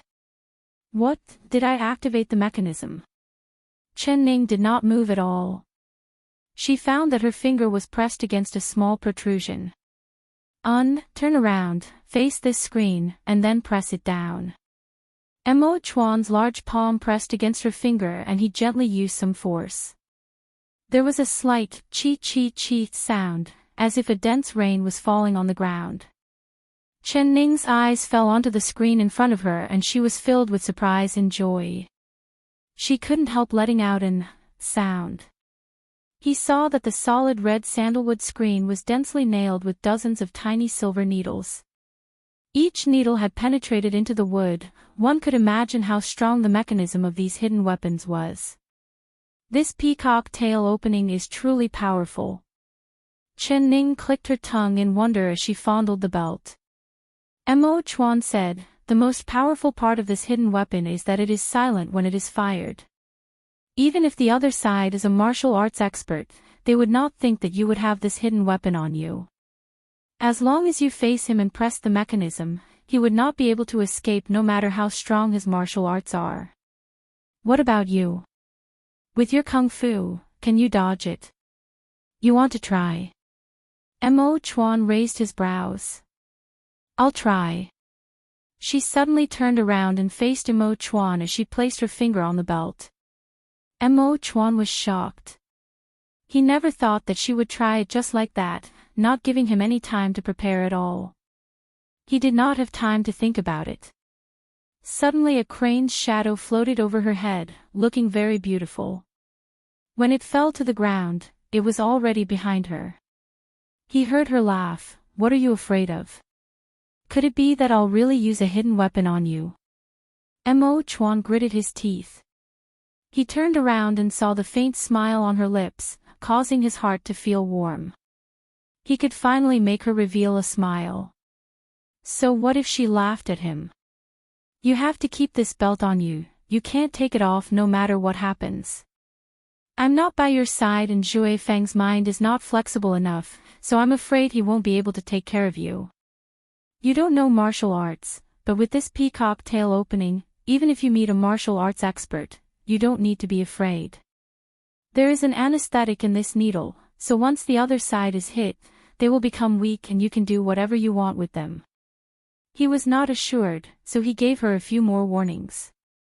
Chen Ning nodded and looked up at him. "Mo Chuan, you're truly thoughtful for me. With this, I won't need to practice internal energy anymore." "No. This thing is only a hidden weapon, it can only be used to defend oneself. If the opponent knows that you have such a hidden weapon, he will use a sword to cut it in advance. What will you do then? So when you come back, you have to honestly cultivate for me. There's also this ring, there's a small bead that can be turned. It's hollow inside and there's a powder inside. If you meet an enemy you can't beat, you can sprinkle the powder on their food or drink. This is a very strong powder, it can make the other side lose consciousness in half a cup of tea's time." Mo Chuan took out an East Pearl ring and put it on her finger. She played with the ring for a bit before looking through the large bag. She said with a smile, "Mo Chuan, you're like a treasure chest. Let me see what kind of good things are inside this large bag." As soon as the bundle was opened, she was startled.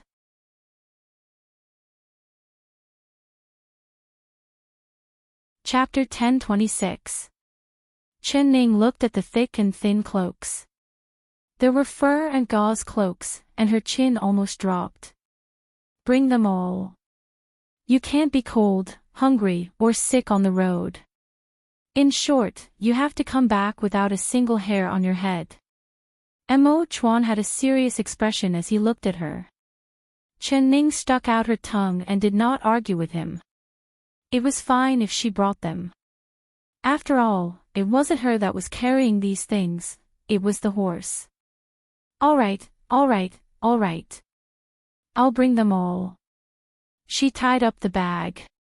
Mo Chuan took out small bottles from the small bag. He told her that this was Jinchuang medicine, this was bruising ointment, there was also blood-clotting powder, bruising pills, and various other kinds, no less than 10. Chen Ning was stunned. Mo Chuan, are you telling me to bring a medicine shop with me? Who knows what kind of danger you'll encounter when you're outside, so you have to bring these medicines with you. It's better to be prepared. Mo Chuan explained the uses of all the bottles to her, making her remember them in her heart. She sighed helplessly.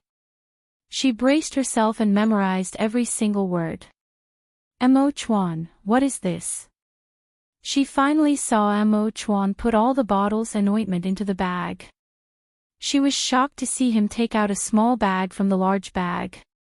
When she opened it this time, there were all kinds of pastries, candies, fruits, and candies inside. Eat them on the road. You might not be used to eating outside, so I brought these back from the royal kitchen. There was a bit of time, so I didn't have time to have them prepare something to your taste, so I'll have to trouble you. Mo Chuan. Chen Ning bit her lips as she looked at him. Was he trying to turn her into a pig?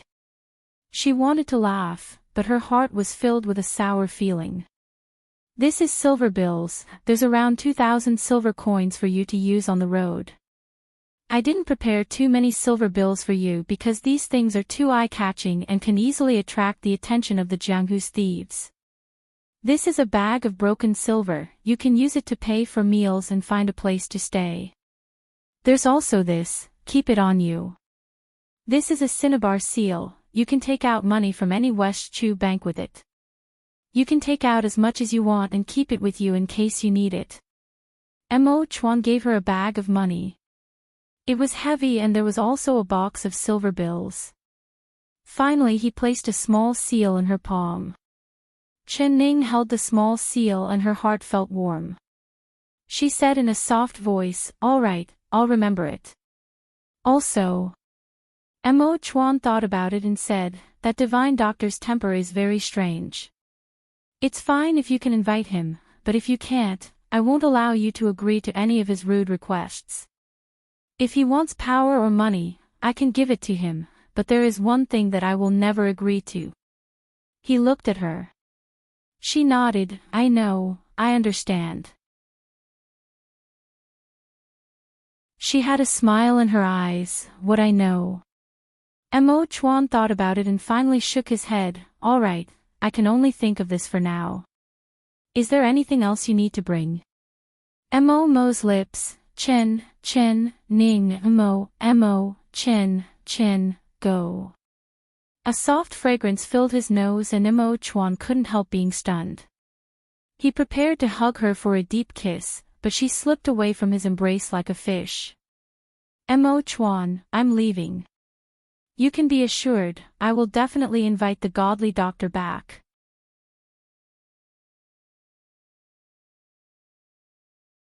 Chapter 10:27. When the paper window was dyed white by dawn, the door was suddenly pushed open. Young miss, no matter where you want to go, this servant will go with you. Xiao Ru knelt at the door and stubbornly looked at Chen Ning. Xiao Ru, why are you here? Chen Ning was a little surprised. She walked over to pull her hand, but Xiao Ru knelt on the ground, not willing to get up. Young miss, you said that no matter where you go, you would bring this servant. You said that you would never separate from this servant again, but now that you're leaving, if you don't bring this servant with you, this servant will kneel here for the rest of my life.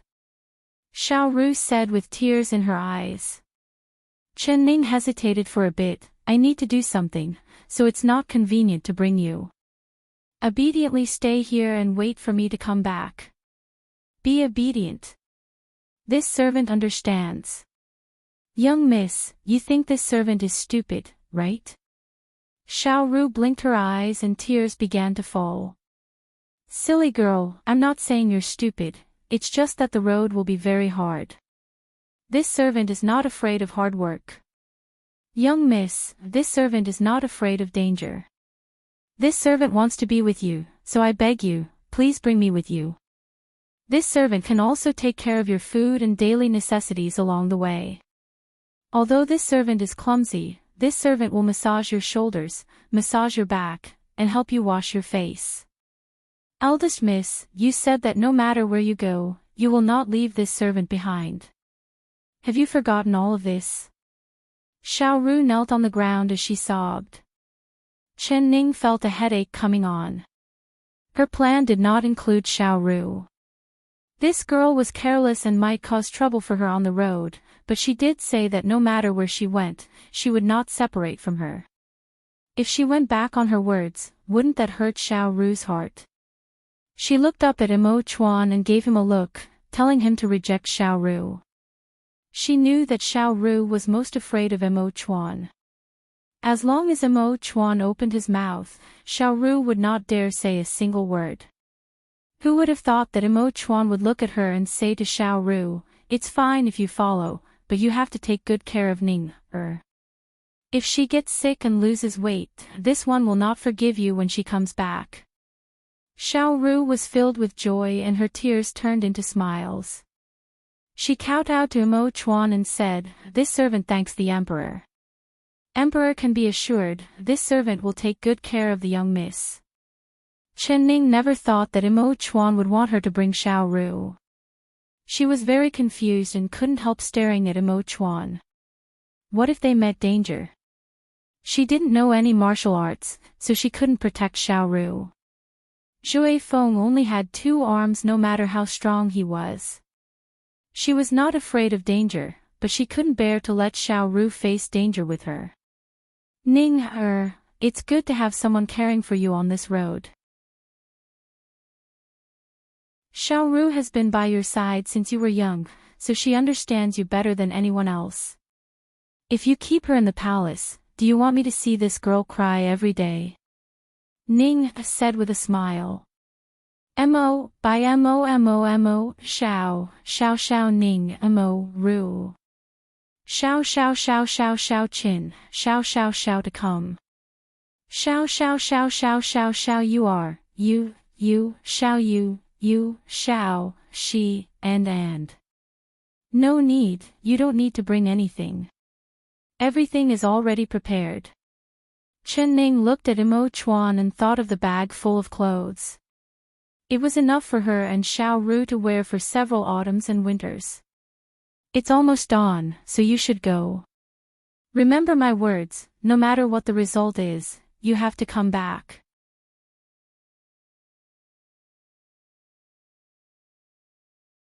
Chapter 10:28. Chen Ning forcefully nodded. Actually, it wasn't just him who was unwilling, how could she bear to part with him? But thinking that Chu Xiaobai's life and death was unknown, she raised her chin and pulled her hand back from Imo Chuan's grasp. She revealed a faint smile to him. The sky had just brightened and the city gates had not opened yet, but Zhui Feng held Mo Chuan's token and easily left the capital city. He drove the carriage south. This was a very comfortable carriage, but it looked very normal on the outside. It was no different from the normal carriages on the road, but it was different on the inside. There was a soft couch in the carriage, a small tea table, and 2 embroidered stools. It was like a small, but well-equipped room. There was a shelf on the tea table and there was a teapot on the shelf. It ensured that the tea wouldn't spill out when the carriage was moving, making people admire the ingenuity of the designer. In order to avoid attracting attention, the 3 people in the carriage had all changed their clothes. Now the 3 of them were the young miss, the maid, and the manservant. Zhui Feng sat in the front driving the carriage. He could hear Xiao Ru's excited chatter coming from the carriage behind him, but he rarely heard Chen Ning's voice. His entire body was stretched taut. Although he was driving the carriage, his ears were perked up, and his eyes were vigilantly looking left and right. Xiao Ru was very excited sitting in the carriage. This was the first time she had left the capital city since she was born, so she felt like her eyes weren't enough. She raised the curtain of the window and stuck her head out to look. She pulled on Chen Ning's sleeve and asked all sorts of questions. Seeing the farmer farming in the fields, she would let out a cry of surprise, asking why that person was as black as charcoal. Seeing the scarecrow, she suddenly realized something. She said that he stood in the fields all day without moving, no wonder he looked like charcoal. Chen Ning just leaned against the window and silently looked out. She would occasionally give an sound in agreement. She finally understood why Mo Chuan wanted her to bring Xiao Ru on the road. With Xiao Ru, this girl who didn't know the worries of the world, accompanying her and chatting with her, her journey would not be boring. She would not have time to feel sad for Chu Xiaobai. Xue Feng's mood was completely different from hers. He drove the carriage and his cheeks twitched. Hearing Xiao Ru's silly words, he wished he could take off his socks to stuff her chattering mouth. He just couldn't understand. The Empress was such a smart person, how could she have a girl as stupid as a pig by her side? This kind of stupid girl, she would never be able to marry in this life. Who would be willing to marry a stupid pig as a wife? The three of them traveled in the morning and stayed at night. They traveled for several days like this, but they didn't encounter anything. For safety, Xue Feng chose the densely populated official roads. Adding in the fact that the three of them were dressed very normally, they did not attract any attention. Chen Ning knew that Chu Xiaobai's situation was not good. It was hard to say if he could last until she found the divine doctor, so naturally she hoped that she could go to the divine doctor's place as soon as possible. So on the way, Xue Feng did not dare to delay for even a moment. Even at noon, he would buy some steamed buns to fill his stomach. You're tuning into the LoveLore Library YouTube channel. We're so grateful for your support, and don't forget to subscribe to join us on this incredible journey through captivating stories. Your generosity through donations truly makes a world of difference, as it's the primary source of revenue that allows me to expand and enhance this channel for you. Thank you from the bottom of my heart for being a part of this adventure.